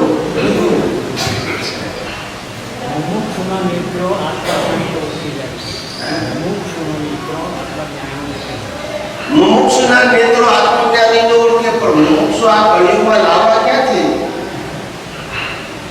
અત્યારે તો બધા સંસાર માટેના મુમુક્ષુઓ છે કે લક્ષ્મી કેમ મળે એના મુમુક્ષુ છે. આત્માનો હું છું નથી, પછી આ જ્ઞાનીનું ઓળખાય કેમ? સમજાય છે? એટલે અનુભવી જ્ઞાનીને ઓળખવા માટે અંતરની દ્રષ્ટિ જોઈએ. શું જોઈએ? જ્ઞાનીને ઓળખવા માટે ખપશે અંતરની દ્રષ્ટિ. એ અંતરની દ્રષ્ટિ હોય તો ઓળખાય. આ બહારની ચામડાની આંખથી ઓળખાય, ચર્મ ચક્ષુથી ઓળખાય, જ્ઞાન ચક્ષુ જોઈએ. શું જોઈએ? સમ્યક જ્ઞાન, સમ્યક દર્શન અને સમ્યક ચારિત્ર. સમ્યક જ્ઞાન દર્શન ચારિત્રાનું મોક્ષ માર્ગ. એ સમ્યક જ્ઞાન દર્શન ને ચારિત્ર. આ ચામડાની આંખોથી દેખાય એનાથી નિવેડો આવે. શ્રીમદ રાજચંદ્રજીએ કીધું સર્વાત્મા સમદ્રષ્ટિ દો, આ વચનને હૃદય. તો સર્વાત્મા સમદ્રષ્ટિ દો એટલે પછી કયો આત્મા થયો? બધા આત્મા કેવું છે? એક જ સરખો છે, પણ શરીર કેવા છે? પણ શરીરમાં આત્મા જોતા આવડવું અને જોતા આવડે. ક્યારે જોતા આવડે? જ્યારે તમારામાંથી ભીખ અને ભય ખલાસ થઈ જાય, તમારામાંથી દેહાધ્યાસ ખલાસ થઈ જાય. જો પરમાત્મા અંદર રહેલા છે, આપણી અંદર એ પરમાત્મા બધામાં રહેલા છે, એવી દ્રષ્ટિ આપણી પ્રગટ થાય. જ્યાં સુધી દેહાધ્યાસ હોય, જ્યાં સુધી દેહમાં આત્મબુદ્ધિ. દેહાધ્યાસ કોને કહેવાય? મનમાં વિચાર આવે છે તો કે હું વિચાર કરું છું, એને દેહાધ્યાસ કહેવાય. વાણી બોલાતી ત્યારે કે હું બોલું છું, એને દેહાધ્યાસ કહેવાય. ક્રિયા કરનારું શરીર છે કે હું કરું છું, એ દેહાધ્યાસ. એમાં મન વચન કાયા પોતાના છે, એની અંદર રહેલો દેહાધ્યાસ. અને બીજા લોકો જે બોલે છે, કરે છે, એ કરે છે મારું, એને પણ દેહાધ્યાસ કર્યો. દેહમાં આત્મબુદ્ધિ. શું કીધું? દેહમાં આત્મબુદ્ધિ એનું નામ. હું કરું છું, તે કરે છે, તેઓ કરે છે, એ ભ્રાંતિ છે. શું છે? તેનાથી સર્વદા મુક્ત એવો હું શુદ્ધાત્મા. સમજાય છે? જે માણસ મન વચન કાયાનો માલિક ના હોય, એ આ સંસારના સંતા સંપત્તિ સંબંધો અને સાધનોનો માલિક હોય છતાં માલિક થઈ જાય છે તો મારે થાય છે ને? થાય છે. પૈણ્યા પછી ખાલી બોલવાનું કે આ મારી વાઈફ છે એટલું બોલવા માટે કેટલું કષ્ટ ઉઠાવવું પડે છે, એ રીતે તમે સમજી શકો છો ના? એના ઘેર તો હતી, પણ આપણા ઘેર લાઈન મારી બોલવામાં કેટલું કષ્ટ થાય છે ના સમજાય? આખી જિંદગી મને જવાબદારી લેવાય. હવે તો મોહ કહેવાય કે જ્ઞાની કહેવાય? પોતાનું શું કહેવાય? મોહ. એટલે પૈણું તે મોહ નથી, પૈણું તે ઉદય કર્મ છે. પણ પૈણવાથી આપણને સુખ મળશે એ માન્યતાને મોહ કર્મ, મોહ્ય કર્મ. સમજાય છે? પરંતુ તો રામકૃષ્ણ આવીને પડેલા નતા પડેલા, પણ એમને સંસારમાં સુખ લાગતું. એટલે પરમ તે ઉદય કર્મ છે, કર્મના ખેર છે, પણ એમાં સુખ લાગતું તે અજ્ઞાનતા છે. અને એ અજ્ઞાનતા કાઢવાની છે. શું કરવાનું છે? સમજાય છે બધાને? એટલે આ જગત સમજવા જેવું છે. બધાને સમજાય છે? બધાને બહેનો બધાને સમજાય છે? કઈ પ્રશ્ન પૂછવા હોય તો પૂછજો બધા. મને તો તમે પ્રશ્ન પૂછો તો વધારે ગમે છે. શું કીધું? જે પ્રશ્ન પૂછવા હોય, જેને પૂછવા હોય તે પૂછો.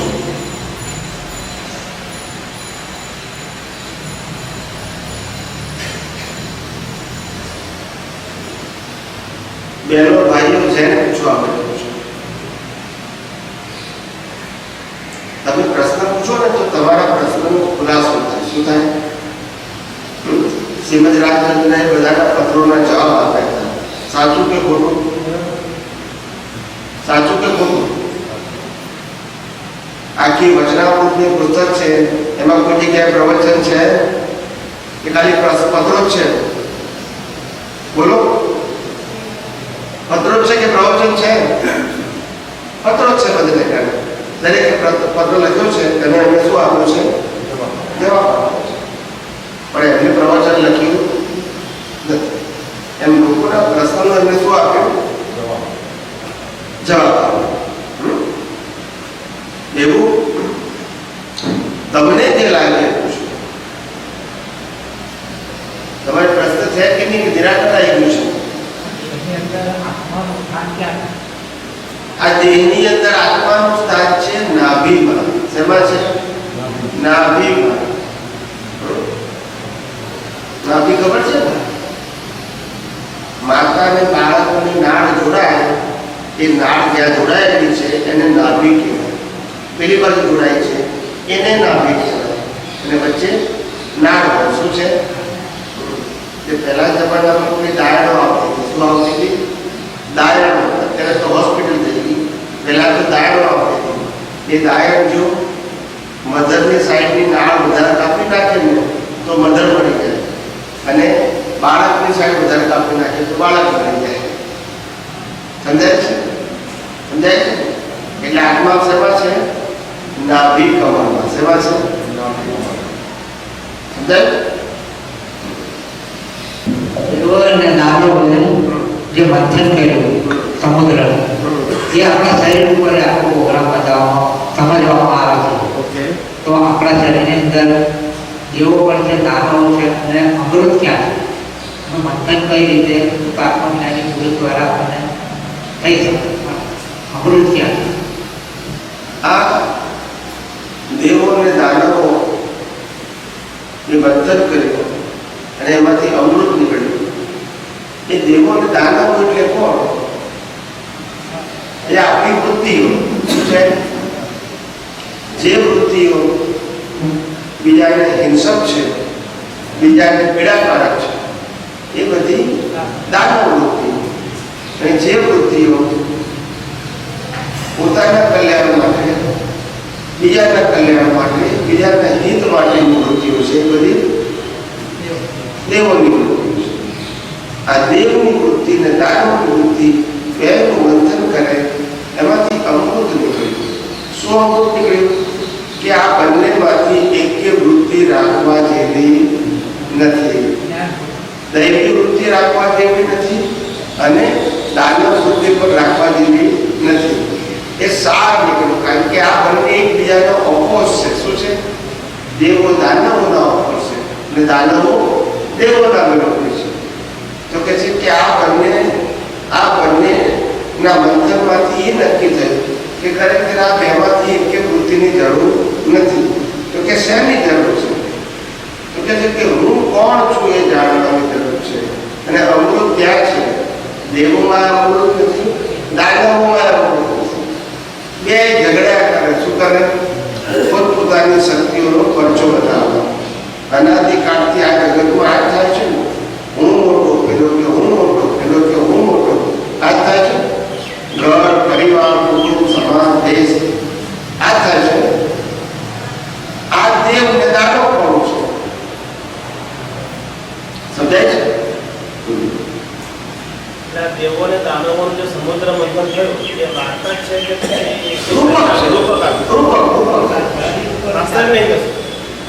આ જગત ચાલે છે દેવો અને દાનવો, અને જેને છૂટવું છે એને અમૃત શું છે? અમૃત પડશે. અમૃત અથવા આત્મામાં છે. અને આ જગતમાં દૈવી અને દાનવ બે પ્રકારની વૃત્તિઓ જીવતી છે. અને તમે એમાં જો રસ ધરાવશો તો આ જગતમાંથી બહાર નીકળી શકશો નહીં. શું ગમવાના વાસ્તવિક બની ગયું છે એવું લાગે છે જીવન? એટલે રૂપક છે, એવું છે નહીં.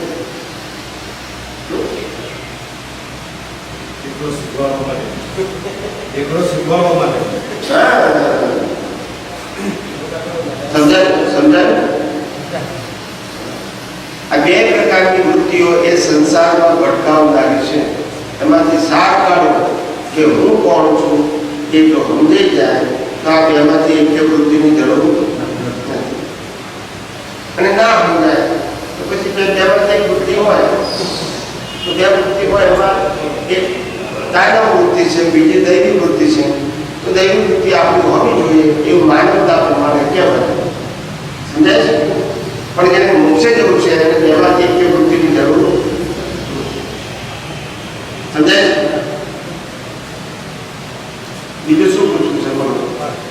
બસ બીજા કોઈને પૂછવું હોય તો પૂછો. કઈ ભાઈઓ બહેનોમાંથી પણ જેને પૂછવું હોય પૂછે.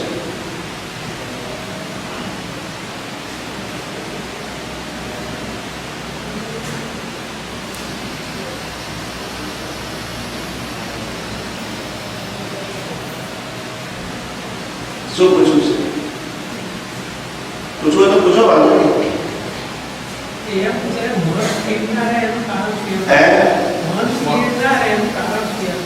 મન સ્થિર ના રહે એનું કારણ શું? આ મન સ્થિર રહેતું નથી એનું કારણ આ મન વીટી લાયા છું ને તે ઉકલે છે. કયું ઉકલે છે? વીટીને લાયા છે તે. સમજાય છે? તે ઉકલે છે. ક્યાંથી સ્થિર રહે? આપણે પતંગિયાની જે દ્રષ્ટિ કરી હોય ગયા અવતારમાં તે પ્રમાણે મન બને કે ના બને? ઘડીમાં આમ જાય, ઘડીમાં આમ જાય, ઘડીમાં આમ જાય. હવે વીટ્યું હતું, અત્યારે શું થાય છે? ઉકલે છે. તો એ સ્થિર હોય? સ્થિર હોય ના હોય. હવે કે છે કે જ્યારે મન સ્થિર કરવું હોય તો ઉકલતું મન તો સ્થિર ના થાય. ઉકલતા મનને દ્રવ્ય મન કહેવાય. કયું કહેવાય? પણ ભાવ આપણે તું સ્થિર કરી શકે. સમ્યક જ્ઞાન અને સમ્યક દર્શન. સમ્યક જ્ઞાન એટલે હું કોણ છું તે. સમ્યક દર્શન એટલે આ જગત કયા આધારે ચાલે છે. આ જો બે વસ્તુ તારા દ્રષ્ટિમાં સમ્યકપણે પ્રાપ્ત થાય અને સમ્યકપણે સ્થિર થઈ જાય તો તારું મન શું થઈ જાય? શાંત અને સ્થિર થઈ જાય. આ બહુ બોલા થાય. આ ભાવની અંદર તો પુરુષાર્થ કરવાનો. શું કરવાનું? એક્ઝામ આજે આપો તો રિઝલ્ટ નેક્સ્ટ મંથમાં. આજે આવે, આજે તો મહેનત કરવી પડે. શું કરવી પડે?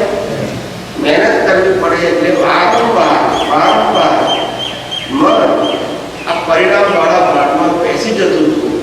એમાંથી આ જગતનું સનાતન સત્ય શું છે? સમ્યક જ્ઞાન અને સમ્યક દર્શન. એમાં વારે ઘડીએ સ્થિર કરાવવો પડે. શું કરાવવું પડે? સ્થિર કરાવવો પડે. વળી પાછું શરીરમાં ભળી જાય. મને દુખે છે, મને ખરાબ વિચાર આવે છે, મેં ખરાબ કર્યું. પાછું પાછું ભરવું પડે કે મેં નહીં, હું તો શુદ્ધાત્મા છું.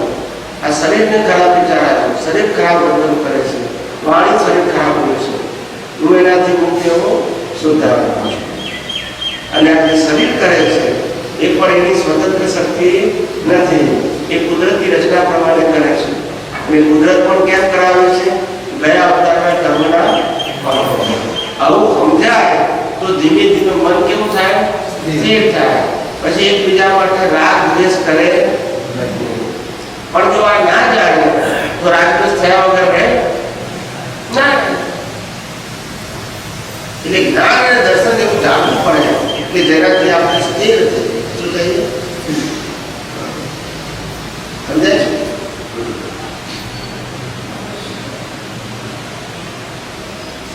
બોલો, બીજું શું પૂછવું છે? મનને જે સાચી દિશામાં લઈ જાય છે એ એને પ્રેરણા કોણ આપે છે?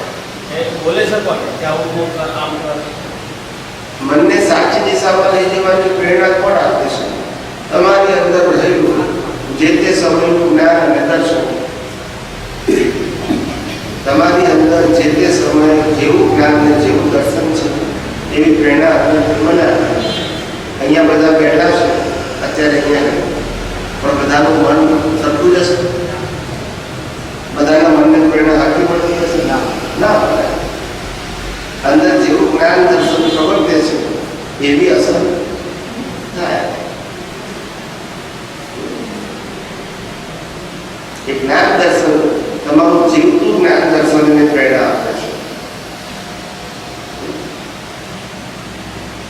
મિકેનિકલ તો ઉકળ્યા કરે છે, કેવું છે? વીંટેલું ઉકળે છે, ઉકળતી વખતે આ જીવતો ભાગ એમાંથી ભળી જાય તો એ ઉકળતો ભાગ પાછો જીવતો થઈ જાય. શું થઈ જાય? તો પાછી તમારો પાછો એનો ભગોટો પાછો અને ઉકળતા ભાગમાં તમે છૂટાડે છો તો એ કર્મ નિર્જરા થઈ જાય, સંવરપૂર્વક નિર્જરા. એવું નવું બંધાય નહીં અને જૂનું ઉકળી જાય.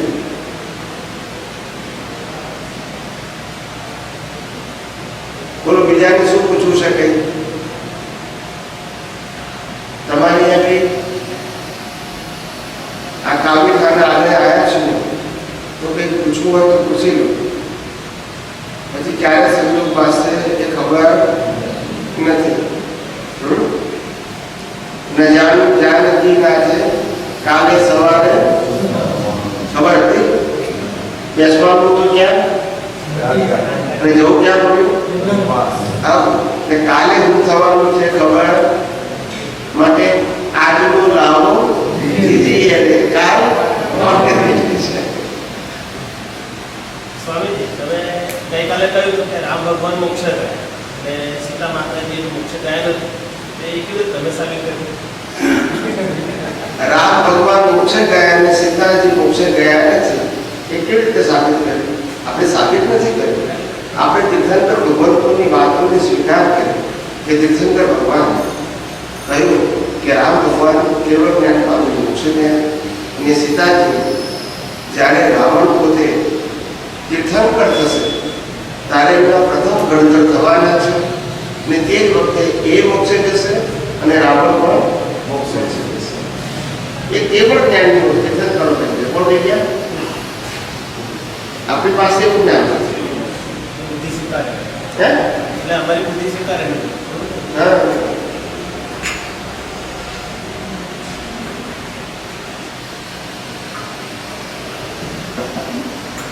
આ તો કેવળ જ્ઞાનની દ્રષ્ટિ હોય. કોની દ્રષ્ટિ? આપણને દેખાય અને કેવળ જ્ઞાનની દ્રષ્ટિ નિર્દોષ હોય. કેવી હોય? એ કોઈ પણ કથન ખોટું શા માટે હોય? આ પરમ કૃપાળુ દેવી કહ્યું છે કે વર્તમાનમાં જ્ઞાની પુરુષના ચરણે તું વર્ત્યો જા અને મોક્ષ ના મળે મારી પાસે. એટલે શ્રીમદ રાજચંદ્રજીએ કહ્યું નિર્દોષ નરનું કથન માનું એહ જેણે અનુભવ્યું. કોણ કથન માનું? નિર્દોષ. તીર્થંકર ભગવાન દોષિત કે નિર્દોષ? એ કંઈ પણ જૂઠું બોલે, ખોટું બોલે? નિર્દોષ નરનું કથન માનું. એટલે જેણે પોતાનું આત્મતત્વ અનુભવ્યું છે એ બધા નિર્દોષ કહેવાય. કેવા? એને હવે આ સંસારમાં કોઈ ઈચ્છા નથી, સ્પૃહા નથી, અપેક્ષા નથી. એ માણસને કંઈ પણ પૂછે તો ખોટું શા માટે બોલે? શા માટે બોલે? જેને માન, સન્માન, પ્રતિષ્ઠા, સાધન, સંપત્તિ, સમજવું કોઈ જ પડી નથી, જેના માટે આખું આ જગત શૂન્ય સ્વરૂપ છે. કેવું છે? શૂન્ય સ્વરૂપ. એને કોઈ પણ પૂછે કંઈ પણ એ ખોટું શા માટે બોલે? એટલે એમને કેવળ જ્ઞાનમાં જે દેખાયું એ એમને એ જે તે સમયે કહ્યું. બોલો, તમારો પ્રશ્ન પૂછો.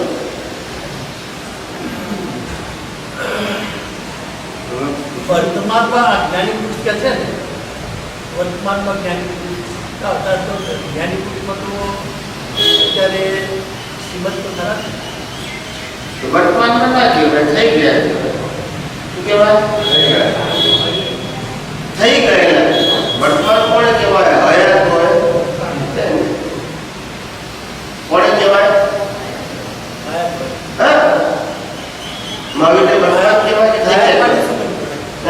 હયાત માટે જ્ઞાની પુરુષને શોધવા માટે. હયાત જ્ઞાની પુરુષને શોધવા માટે મેં હમણાં તો વાત કરી કે આપણને હયાત જ્ઞાની પુરુષે ખબર કેવી રીતે પડે? તો કે આપણી આ ચામડાની આંખોથી ઓળખાય એવા નથી, પણ વાણી દ્વારા ઓળખી શકાય એવા છે. કે જેમની વાણી આપણા બધા પ્રશ્નોનું કાયમી સમાધાન આપે. શું આપે? આપણા બધા પ્રશ્નોનું કેવું સમાધાન આપે? કાયમી. કે પછી આપણે સમાધાન ખોલવું પડે નહીં, એવી જેની વાણી. અને બીજું કે જે નિરંતર, જેની અંદરથી તમામ પ્રકારની ભીખ અને ભય ખલાસ થઈ ગયા, એવા નર અને જેનો નિશ્ચિત પુરુષાર્થ આત્મા માટે જ છે, લક્ષ્ય આત્મા માટે જ છે, ઉપયોગ આત્મા માટે જ છે, એવા અનુભવી પુરુષ ભેગા થાય એવો આપણો ભાવ હોવો જોઈએ, એવી આપણી ખોજ હોવી જોઈએ. સમજ્યા છે? અને ના કરી શકીએ તો એવા મળે એવી પ્રાર્થના કરવી જોઈએ. બસ. બાકી આ ચામડાની આકૃતિથી ઓળખાય નથી. ઘણા બધા મને કે સાહેબ અમે આ જોઈને કેમ ના ઓળખી શકીએ, અનુભવી જ્ઞાની જોઈને કેમ ના ઓળખી શકીએ? લોકો જોઈને તો તમે હસબન્ડ વાઈફને બીજાને ઓળખી હતા નથી. 50 વર્ષ સાથે રહે તો ખબર ના પડે કે વાઈફ ક્યારે શું કરશે, ને વાઈફને પૂછીએ હસબન્ડ શું કરશે, કે પાછું ઓળખો છો, તો કે હજુ ઓળખ્યા નથી પૂરેપૂરા, ક્યારે શું કરે કહેવાય નહીં. 50 વર્ષ હસબન્ડ સાથે રહેશે તે બીજા ઓળખી શકતા નથી. એ ચામડાની આકૃતિની બુદ્ધિથી જ્ઞાની ઓળખાય ના ઓળખાય. માટે આપણે ભાવ કરવા શું કરવા? અને મુમુક્ષુપણું પ્રગટ થશે તો જ્ઞાની ઓળખાશે. શું છે? મુમુક્ષુપણું. શું જોઈએ? મુમુક્ષુપણું એટલે આત્મા પ્રાપ્ત કરવાની, અનુભવવાની જિજ્ઞાસા, ઈચ્છા. સમજાય છે?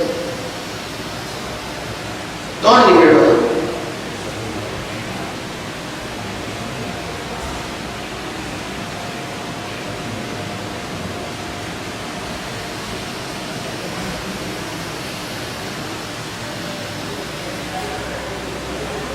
એટલે આ કાળમાં જ્ઞાની ઓળખવા સામાન્ય જીવો માટે અઘરાથી પડ્યા છે. કેવાથી પડ્યા છે? કારણ કે બધાને જ્ઞાની જ્ઞાન વાળા નથી જોતા, જ્ઞાની ડેકોરેશન વાળા જોયું છે. કેવા જોઈએ? માથે મુગટ હોય, ખ્યાલ આવે, રાજપાટના કપડા પહેર્યા હોય, સિંહાસન હોય, લાખો શિષ્યો હોય, ખ્યાલ આવે, ખાવા પીવાની રહેવાની બધી વ્યવસ્થા હોય, તો પછી અમે એને જ્ઞાની તરીકે માનીએ, નહીતર માનીએ નહીં. વૈભવ વાળા જ્ઞાની જોઈએ. કેવા જોઈએ છે? જ્યારે મૂળ જ્ઞાની પુરુષોને તો માત્ર આત્મ વૈભવ હોય, ભૌગોલિક વૈભવ હોય. શ્રીમદ રાજચંદ્ર પાસે કયો વૈભવ છે? આત્મ વૈભવ. ભૌગોલિક વૈભવ હોય જેને આ સંસારમાં મોહ ના હોય, એને બાહ્ય વૈભવ બી પડી. એ લૌકિક ગુરુઓને પડી. કઈ ગુરુઓને? લૌકિક ગુરુઓને પડી, કે જેને લોકોને આકર્ષવાના છે. શું કરવાના છે? આકર્ષી અને કુંડાળાના ડબ્બામાં પૂરવાના છે. કયા ડબ્બામાં? કુંડાળાના. અને ડબ્બામાં પૂર્યા પછી તાળું મારી દેવાનું. હવે બહાર નીકળાય. જો બહાર નીકળ્યા તો તમારી અધોગતિ થશે. ના સમજાય.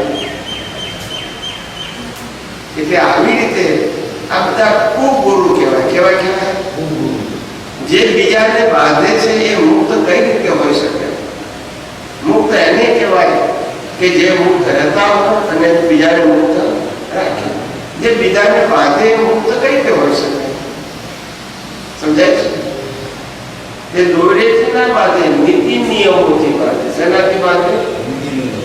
એટલે કોઈને દેખાય નહીં કે અમને બાંધ્યા છે, પણ એનું માઇન્ડ એવું બાંધેલું હોય ને, ગમે ત્યાંથી ખેંચી જ પાછો આવે.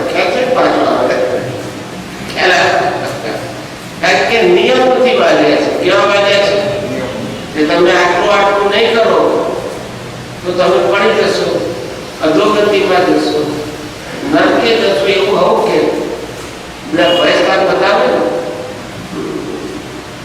એટલે આપણે સમજી જવાનું કે જે ધર્મ ગુરુઓ અથવા તે જે ધર્મગુરુના અનુયાયીઓ ભય બતાવે એ બધા સાત્વિક માણસો નથી, એ બધા દાનવો છે. શું છે? ભય કોણ બતાવે? દેવ બતાવે. દેવો તો રક્ષા કરે, દાનવો ભય બતાવે. આમ થશે ને આમ થશે, કેમ? એટલે અનુભવી જ્ઞાનીઓ કોઈ દિવસ ભય બતાવે, એ સાચો માર્ગ બતાવે. શું બતાવે? પણ કોઈને બાંધે.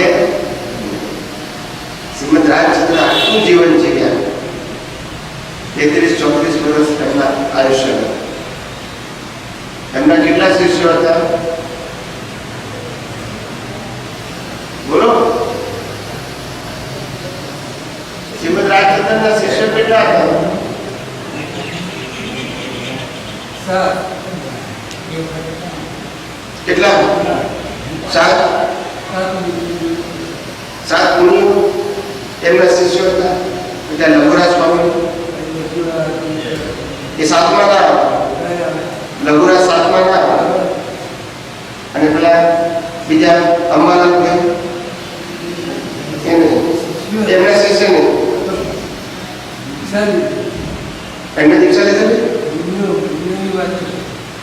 મેં પૂછ્યું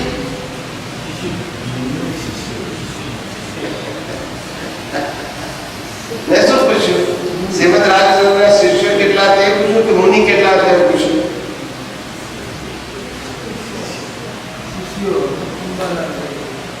તો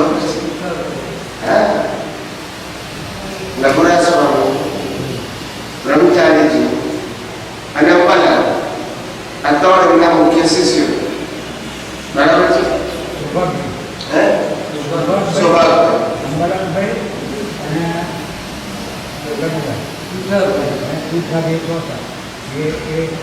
ચારને સંકિતાથી જ બ્રહ્મચારીજી લઘુરાજ ને બ્રહ્મચારીજી એક જ.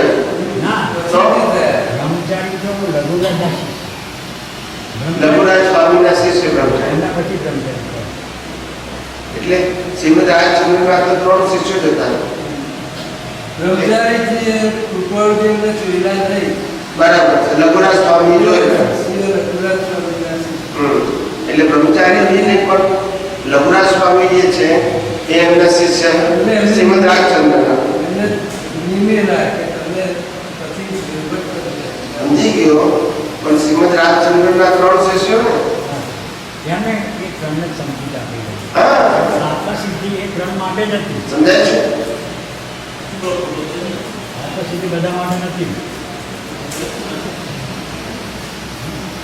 એ ફોટામાં 3 છે, એમાં 3 છે. સામે સામે પેલો ફોટો છે.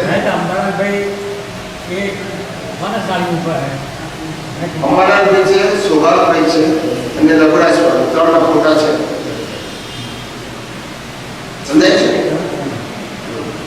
એ 3 શિષ્યો હતા આખી જિંદગીમાં. કેટલા?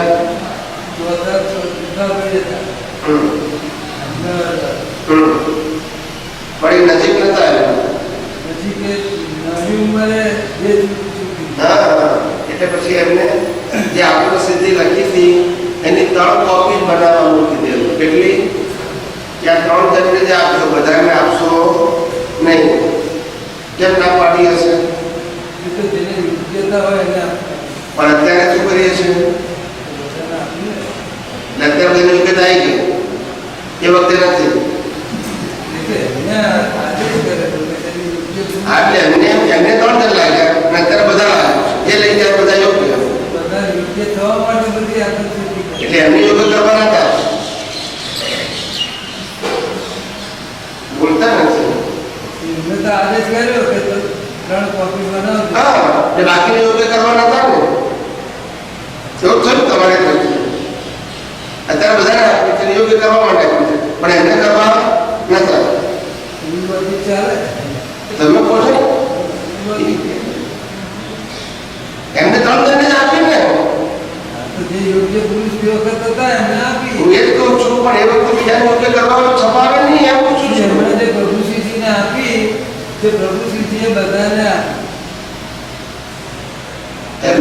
પહેલા 3 જણને જ આપેલી અને 4 જણને, અને દેવકરણસિંહ મુનિને નથી આપી. પછી આપી, પછી આદેશ કર્યો પ્રભુજી કે એમને આપી હોય તો આપી.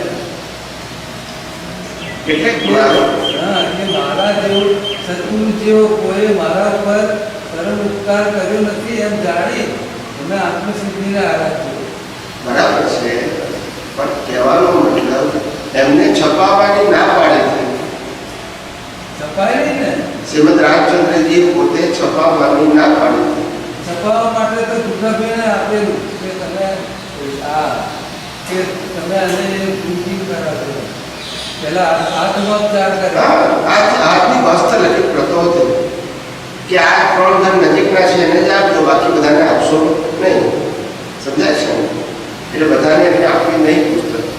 એમને ખબર હતી કે આ લોકો આ પુસ્તક કોના માટે કામનું છે, આત્મસિદ્ધિ. એમાં પહેલું વાક્ય લખ્યું છે, જે સ્વરૂપ સમજ્યા વિના પામ્યું દુઃખ અનંત, સમજા તે પદનું શ્રી સદગુરુ ભગવાન. હવે તમે ઘેર આપી દીધી, એ લોકોને સ્વરૂપ સમજાવ્યું છે, સદગુરુનું સ્વરૂપ સમજાવ્યું છે, તો કેવું કામ લાગશે? સમજાય? મારી વાત સમજાય છે કે નહીં? માટે એમને કીધું કે આ બધાને આપવા જેવી નથી, નહીં તો લોકો માની લેશે કે આપણે બધા આપણને ગુરુ મળી ગયા. પણ એ ગુરુ મળે, સદગુરુ મળે અને સદગુરુ માટે ભાવ થાય તો પછી આ પુસ્તક કામ લાગે, નહીં તો ના લાગે. આજે ઘેર આત્મસિદ્ધિ થઈ ગઈ એટલે બધા માની લીધા કે આપણને તો ગુરુ મળી ગયા. પણ એમને કીધું કે સજીવન મુક્તિના લક્ષ્ય સિવાય જે કંઈ પણ કરવામાં આવે છે એ જીવને બંધન કરતા છે ને આ અમુક હૃદય છે. કીધું છે કે નહીં? તો સજીવન મુક્તિ કોને કહેવાય? બોલતા નથી. પાછળથી પત્રમાં લખેલું છે કે આ જે અમે જે સાચો છે પ્રત્યક્ષ સત્પુરુષ તુલ્ય જાણી ઉપાસજો. એક બધા સત્પુરુષો નહીં. એ કોણે આપ્યો કે જે એમના 3 કે 4 ફોલોઅર્સ હતા ને નજીકના, એને કીધું કે હવે તમારે ફોલવાની જરૂર નથી એના. પણ જેને મળ્યા નથી એને, જેને મળ્યા નથી એને બોલતા નથી. મળે જ છે ને, મળ્યા કેમ ને? જેને પ્રત્યક્ષ નથી મળ્યા એની વાત કરું છું. પ્રત્યક્ષ તો બધાને કૃપાળુ કેમ મળવાના? એટલા માટે તો મહાવીરને પ્રત્યક્ષ મળ્યા નથી. મહાવીર ભગવાન બધાને મળ્યા, મહાવીર સ્વામી બધાને મળ્યા નથી મળ્યા. હું એટલે કહું છું મહાવીરને મળ્યા નથી. પૂજા કરે છે નિકળતા કરે, પૂજા કરવાનો વાંધો નથી, આરતી ઉતારવાનો વાંધો નથી, તો કોઈ પણ ઉતારી શકે. પણ પ્રત્યક્ષ મળ્યા હોય અને પછી મૂર્તિની પૂજા કરવા ફેર ના પડે? બોલતા નથી. ફેર પડે કે નહીં? મહાવીર આપણને પ્રત્યક્ષ મળ્યા હોય અને પછી આપણે મૂર્તિની પૂજા કરીએ, અને હરકું કહેવાય? હરકું કહેવાય? મહાવીરને કઈ ઓળખવા દઈશું? એટલે એમને શું કહ્યું કે જીવતા મહાવીરને છોડીને બોલો. હું બોલું છું, તમે બોલો. શું કીધું છે એમને? બોલો. હે દુષ્મકાળના દુર્ભાગી જેવો જીવતા મહાવીરને છોડી અને ભૂતકાળના મહાવીરને ભજો છો, એ તમારું કલ્યાણ નહીં કરે, કારણ કે તો મોક્ષે કરે. સમજાય છે? વર્તમાન મહાવીરના શરણે આવો તો નિવેડો આવશે. એ વર્તમાન શબ્દ કેમ વાપર્યો? પ્રત્યક્ષ હતા એટલે, પરોક્ષ હતા એટલે. બોલતા નથી. પોતાનો મને કામ કરું છું ને. પોતાના ઉપર લખ્યો છે પણ બીજાના પ્રશ્નના જવાબ ઉપર લખ્યું છે ને. પત્ર એના માટે લખ્યો, કોઈના પ્રશ્નના જવાબ ઉપર લખ્યો છે નહીં. પછી એટલે પેલો પૂછાય નહીં એટલા માટે કીધું. પણ એ તો હતા ત્યારે કહેવાય કે નહીં. હવે શું કરવાનું? બોલતા નથી. શું કરો? હું તમને પૂછું છું, એ હતા ત્યારે બરાબર છે, આપણે મંજૂર રાખીએ છીએ. આકાશમાં પત્રો લખેલું છે એની બાજુ. એટલે આ ભક્તિ સ્વાધ્યાય એટલા માટે કીધું, બધાય એક મિનિટ, એટલા માટે એમને કીધું કે ભલે તમને અનુભવી પુરુષ ના મળે તો કશું વાંધો નહીં, પણ અનુભવી પુરુષ મળે એવો ભાવ કર્યા કરજો. એક દિવસ તમને ભેગા થશે અને ત્યાં સુધી મેં કહેલી વસ્તુની આરાધના કરજો. સમજાય છે? પણ ખોળજો કોણે? અનુભવી પુરુષ. સમજાય છે? બસ બરાબર સમજાય છે? એટલે આપણે એવું નહીં કે એમને કહેલી વાતોને આપણે નથી અનુસરવાની, કે અનુસરવાનું છે, પણ કોઈ ચાલુ રાખવાની કે મને પણ જેમ શ્રીમદ રાજચંદ્ર પ્રત્યક્ષ હતા એમ મને આજે પણ કોઈ આવા જ અનુભવી પુરુષ મને પ્રત્યક્ષ મળે, જેથી મારું જે અટકેલું કામ છે એ શું થાય, પાછું આગળ. પણ જ્યાં સુધી ના મળે ત્યાં સુધી એમને પ્રત્યક્ષ માની એમની આરાધના કર્યા કરવી, પણ ખોળવા પ્રત્યક્ષ નહીં. આજે હું ખોટાની અંદર બાવીને પ્રત્યક્ષ મારું તો ચાલે?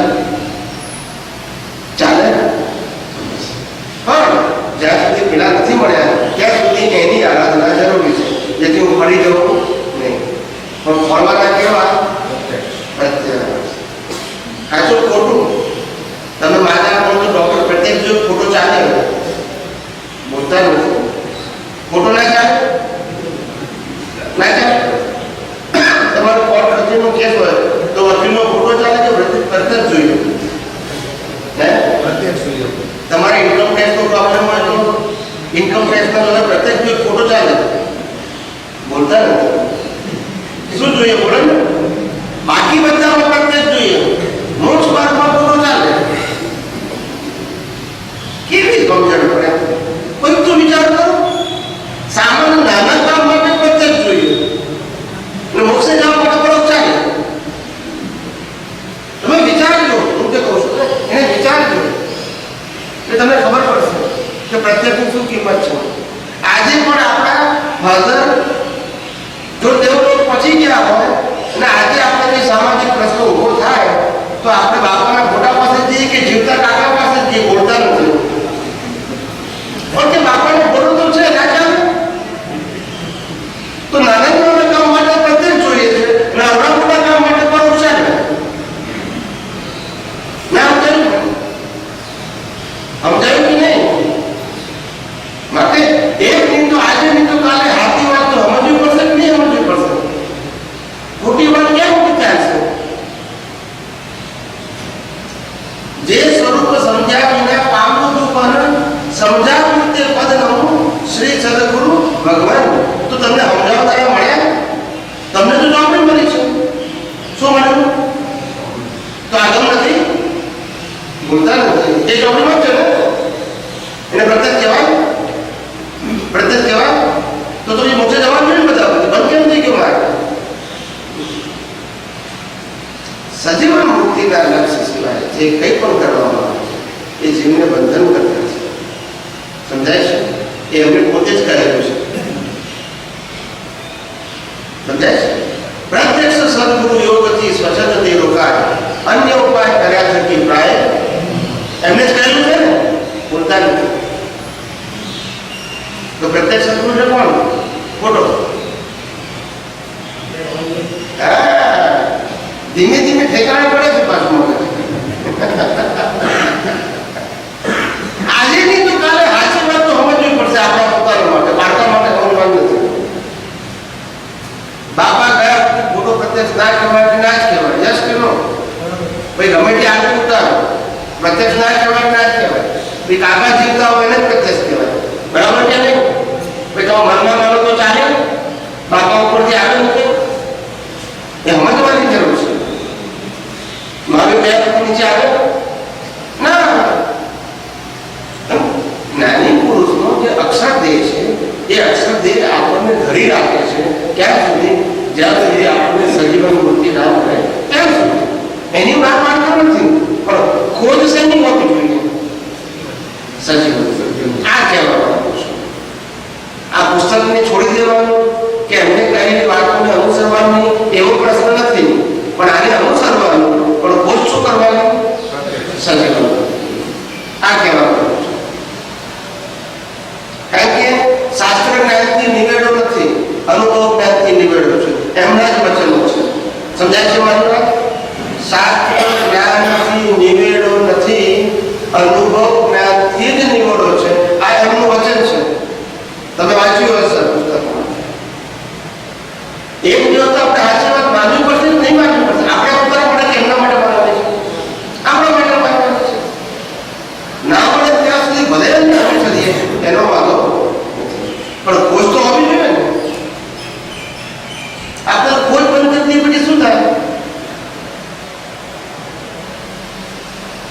સમજાય છે કે નહીં?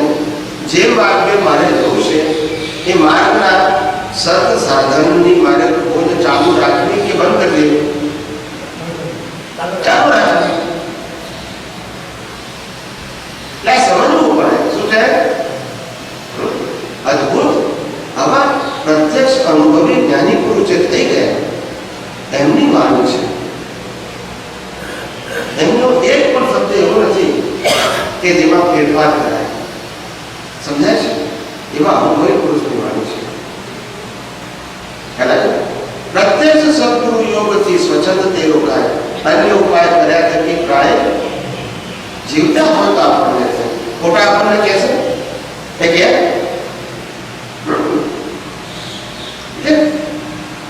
જ્યાં સુધી પ્રત્યક્ષ ન મળે ત્યાં સુધી એમને કહેલી વચનોને આરાધન કરવા એની કોઈ ના કહેતું નથી.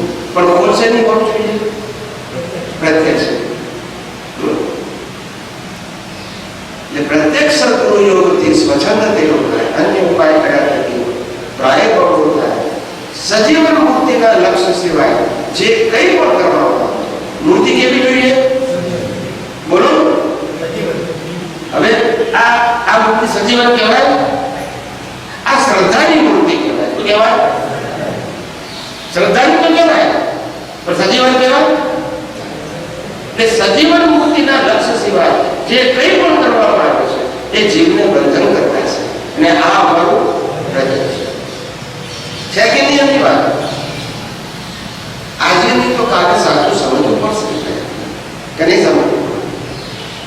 એમને પોતે જ કહ્યું ભૂતકાળના વર્તમાનના મહાવીરને જોઈને ભૂતકાળના મહાવીરને બન્યું. એ દુષ્મકાળના દુર્ભાગ્ય જેવું તમે સાચા મહાવીરને ક્યારે પામો છો? કીધું ના કીધું? તો એમને મહાવીરની મૂર્તિને પ્રત્યક્ષ કીધી એમને મહાવીરની મૂર્તિને પ્રત્યક્ષ કીધી. સમજાય છે કે નહીં? આ વાત આપણે સમજવી પડશે કે નહીં સમજવી પડે? એમને કે પ્રત્યક્ષ જોઈશે, જીવતા મહાવીર જોઈશે, મહાવીરની દશાને પામેલા જીવતા મહાવીર જોઈશે તો કામ થશે. એવું જ કામ થશે પણ પ્રત્યક્ષ હોવા પરોક્ષ જ્યાં સુધી પ્રત્યક્ષ ના મળે ત્યાં સુધી પરોક્ષની આરાધના હોવી ઘટે. પણ ખોજ શેની હોવી જોઈએ? એમને કીધું છે શાસ્ત્ર જ્ઞાનથી નિવેડો નથી, અનુભવ જ્ઞાનથી. અનુભવ જ્ઞાન ક્યાંથી લાવું? પ્રત્યક્ષ સેવા હોય બધા પાસે ચોપડીનું જ્ઞાન. કયું જ્ઞાન? અનુભવ જ્ઞાની હશે તો નિવેડો આવશે. બાકી શાસ્ત્ર જ્ઞાનીથી આપણા સમય નીકળશે, શુભ માર્ગે જવાશે. શું માર્ગે છે? શુભ માર્ગે. શુદ્ધ માર્ગે ના છે. જેના વચનો પોતાના પ્રત્યક્ષ અનુભવની આધારે નીકળતા હોય એના વચનો પ્રમાણ, પણ જેના વચનો શાસ્ત્રના આધારે નીકળે એના પ્રમાણ ના કહેવાય. એ શું કહેવાય? કે જ્ઞાની પુરુષના વચનોને પ્રમાણ માનીને તમને સમજાવે છે પણ એમને સ્વયં પોતાને અનુભવ થયો નથી. માટે જેને પોતાને અનુભવ ના થયો એની વાતને પ્રમાણ કહેવાય? એમ કહેવાય ઉપદેશક કહેવાય. શું કહેવાય? ઉપદેશક કહેવાય. પણ સજીવન મૂર્તિ તો ના કહેવાય સાહેબ. સજીવન મૂર્તિની વાણી એ કેવી હોય? પોતાના અનુભવ પ્રમાણથી નીકળતી. એક ચોપડીઓ વાંચી બોલે નહીં. રામકૃષ્ણ મહાવીર જે બોલે ચોપડી વાંચી બોલે, ચોપડી વાંચી બોલે. તો શ્રીમદ રાજચંદ્ર બોલે ચોપડી વાંચી બોલે. ચોપડીઓ તો વાંચી પણ જે બોલ્યા એ પોતાના અનુભવ બોલ્યા. એટલે પ્રત્યેક વાક્ય માટે એ પોતે જવાબદાર છે. કારણ કે એમના અનુભવ પ્રમાણે એમ આ કાળમાં પણ જો કોઈ અનુભવી જ્ઞાની પુરુષ મળે તો તમારી ગાડી જ્યાં અટકેલી ત્યાંથી શું થાય? આગળ જાય. નહીતર આગળ જવા નહીં. પણ ધર્મની આરાધના કરવાની પુણ્ય જરૂર બંધાય. શું બંધાય? પુણ્ય જરૂર બંધાય. ધર્મની આરાધના કરો તો પુણ્ય જરૂર બંધાય પણ નિવેડો આવે નહીં. એટલે ધર્મની આરાધના કરવા માટે બરાબર છે. સમજાય છે? તમારી વાતથી સંતોષ સંતોષ ના એ તો પ્રશ્ન થોડો કે હું તો ભાઈ 12 વર્ષથી ઉંમરનો હતો ને કેટલા વર્ષનો 12 વર્ષની ઉંમરનો હતો ત્યારે મેં વચનામૃત વાંચ્યું મને આત્મસિદ્ધિ વાંચી હતી 13 વર્ષની ઉંમરે. મારી 13 વર્ષની ઉંમરે. અને વિશ્વના તમામ ધર્મોના મૂળભૂત શાસ્ત્રો મેં 15 વર્ષ સુધીમાં વાંચી નાખ્યા, જેમાં આગમ ને વેદાંત ને ગીતા બધું આવી ગયું. જૈનિઝમ ને આવી બધું આવી ગયું. જૈનિઝમમાં બધા ફિરકા આવી ગયા, દિગંબર સ્થાનકવાસી દેરાવાસી બધા આવી ગયા. મહાન પુરુષોના ગ્રંથો વાંચ્યા. નાની ઉંમર 8 વર્ષની ઉંમરે દીક્ષા લેવાનો ભાવ. મારી નાની બેન છે એને દીક્ષા લીધેલી છે જૈન ધર્મ. એટલે અમારું જન્મ જૈન ધર્મમાં થયેલો છે. સમજાય છે? એટલે અમને એમ થાય કે તમે બધા કૃપાળુ દેવોના જે અનુયાયીઓ છે એ કેમ કરીને જાગે અને આધ્યાત્મ માર્ગે મુક્તિના માર્ગે આગળ વધે. આ અમારો ભાવ છે. ખ્યાલ આવે? અમારા માટે ગુરુ શિષ્ય કોઈ પ્રશ્ન નથી. અમને એમ થાય કે તમે કેમ કરીને મુક્તિના માર્ગે આગળ વધો, એમના કહેલા માર્ગે પણ વાસ્તવમાં કઈ રીતે આગળ વધો. જ્યાં અટકી ગયા છે આપણે શું છે? એમને કીધું કે દેહાધ્યાસ નહીં જાય ત્યાં સુધી આત્માનો અભ્યાસ નહીં થાય. હવે દેહાધ્યાસ કાઢવો કઈ રીતે? એમને તો કીધું, એમને સ્લોગન આપી દીધું, પણ દેહાધ્યાસ કાઢવો કઈ રીતે એ સમજવું પડે ને. દેહમાં આત્મબુદ્ધિ એમના દેહાધ્યાસ, પણ દેહમાંથી આત્મબુદ્ધિ કાઢવી કેમ નહીં અને એ આત્મબુદ્ધિ આત્મામાં રાખવી કેમ નહીં? તો કે આ દેહને એવું શું માનીએ જેથી દેહાધ્યાસ જાય? તો કે આ શરીરને મશીન માનતા શીખો. શું માનો? મશીન. કુદરતે બનાવેલું, કુદરતે ચલાવેલું અને કુદરત જેનો અંત લાવે છે એવું આ મશીન છે. એવું જેમ જેમ સમજતા જશો એમ તમારો દેહાધ્યાસ ખલાસ થતો છે. આ વિચાર કરું છું એ મનનો સ્વભાવ છે, મારો સ્વભાવ. હું બોલું છું એ વાણીનો સ્વભાવ છે, મારો સ્વભાવ નથી. હું વર્તન કરું છું એ દેહનો સ્વભાવ છે, મારો સ્વભાવ નથી. અને બીજા લોકો પણ જે બોલે છે અને કરે છે એ એના દેહનો સ્વભાવ છે, આત્માનો સ્વભાવ નથી. આવી રીતે છૂટું પાડવું પડે. શું કરવું પડે? ત્યારે તમારી દ્રષ્ટિમાંથી અને તમારી સમજણમાંથી દેહાધ્યાસ ધીમે ધીમે મોડો પડતો જાય. શું પડતો જાય? હું કરું એ જ એ ક્યારે જાય? આ દેહાધ્યાસ જાય. આ દેહાધ્યાસ ક્યારે જાય? કે આ મન વચન કાયની અવસ્થા માત્ર કુદરતી રચનામાં. કોની રચના? અરે ખરેખર કુદરતની છે. તો કુદરતની છે એટલે કુદરતી માનવા માંગો ખરો. મારા મન વચન કયા કુદરતી રચના? તમારા મન વચન કયા કુદરતી રચના? આપણા બધાના મન વચન કયા કુદરતી રચના? તો પછી રાગદ્વેષ કરવાનું કારણ રહે નહીં? પછી માલિકી ભાવ રહ્યો. જ્યાં શરીરનો માલિક હોય ત્યાં ઘરનો માલિક હોવ, સંપત્તિનો માલિક હોવ. જ્યાં શરીરનો માલિક ના હોય બસ આ અજ્ઞાન કાઢવાનું છે. મન વચન કાયા પણ કુદરતી રચના છે. અને આ દુનિયાની બધી અવસ્થાઓ પણ શું છે? કુદરતી રચના હતી. કુદરતી રચના છે અને કુદરત પાસે જ રહેવાનું છે. યસ કેવું? આ શરીર બનેલું પંચભૂતનું એ છેલ્લે બાળી નાખવાનું, પણ પાસે જવાનું, કુદરત પાસે જવાનું. સમજાય છે કે નહીં? આ શબ્દ આ સંબંધો સંબંધો સાધનો સાથે આવે બધું કુદરતનું છે. કુદરત કે છે મેં તને તારા પુણ્યને આધારે વસ્તુ કે વ્યક્તિઓ કે સાધનો વાપરવા માટે આપે છે. અને તું થઈ ગયો માલિક. સોનાની ખાણ મારી નીકળ્યા પછી સોનું બહાર નીકળે ત્યારે તું ખરીદીને લે એટલે કે છે મારું સોનું. ક્યાં કહેવાય? કુદરત કે છે તો મારું. અને છેલ્લે ઉપર ગયા પછી મારી પાસે જ રહેવાનું, બોલતા નથી, તે લઈ જવાનું. સમજાય છે કે નહીં? એટલે કશી વસ્તુ આપણી છે નહીં. માટે આ જગતમાં આપણે મન વચન કાયાથી કરતા નથી અને આ જગતની એક પણ વસ્તુના આપણે માલિક પણ નથી. ફક્ત ભોગવનારા છે. શું છે? એને તીર્થંકર ભગવંતોએ વેદનીય કર્મ કહ્યું. કયું કીધું? વેદનીય કર્મ. પછી એના બે ભાગ પડ્યા, સાતા વેદનીય અને અસાતા. પણ બંને શું છે? વેદના. એમાં સુખ હોય, સુખ એ તો મારો સ્વભાવ છે. કોનો સ્વભાવ છે? સમજાય? શું કહે છે? તું પ્રાર્થના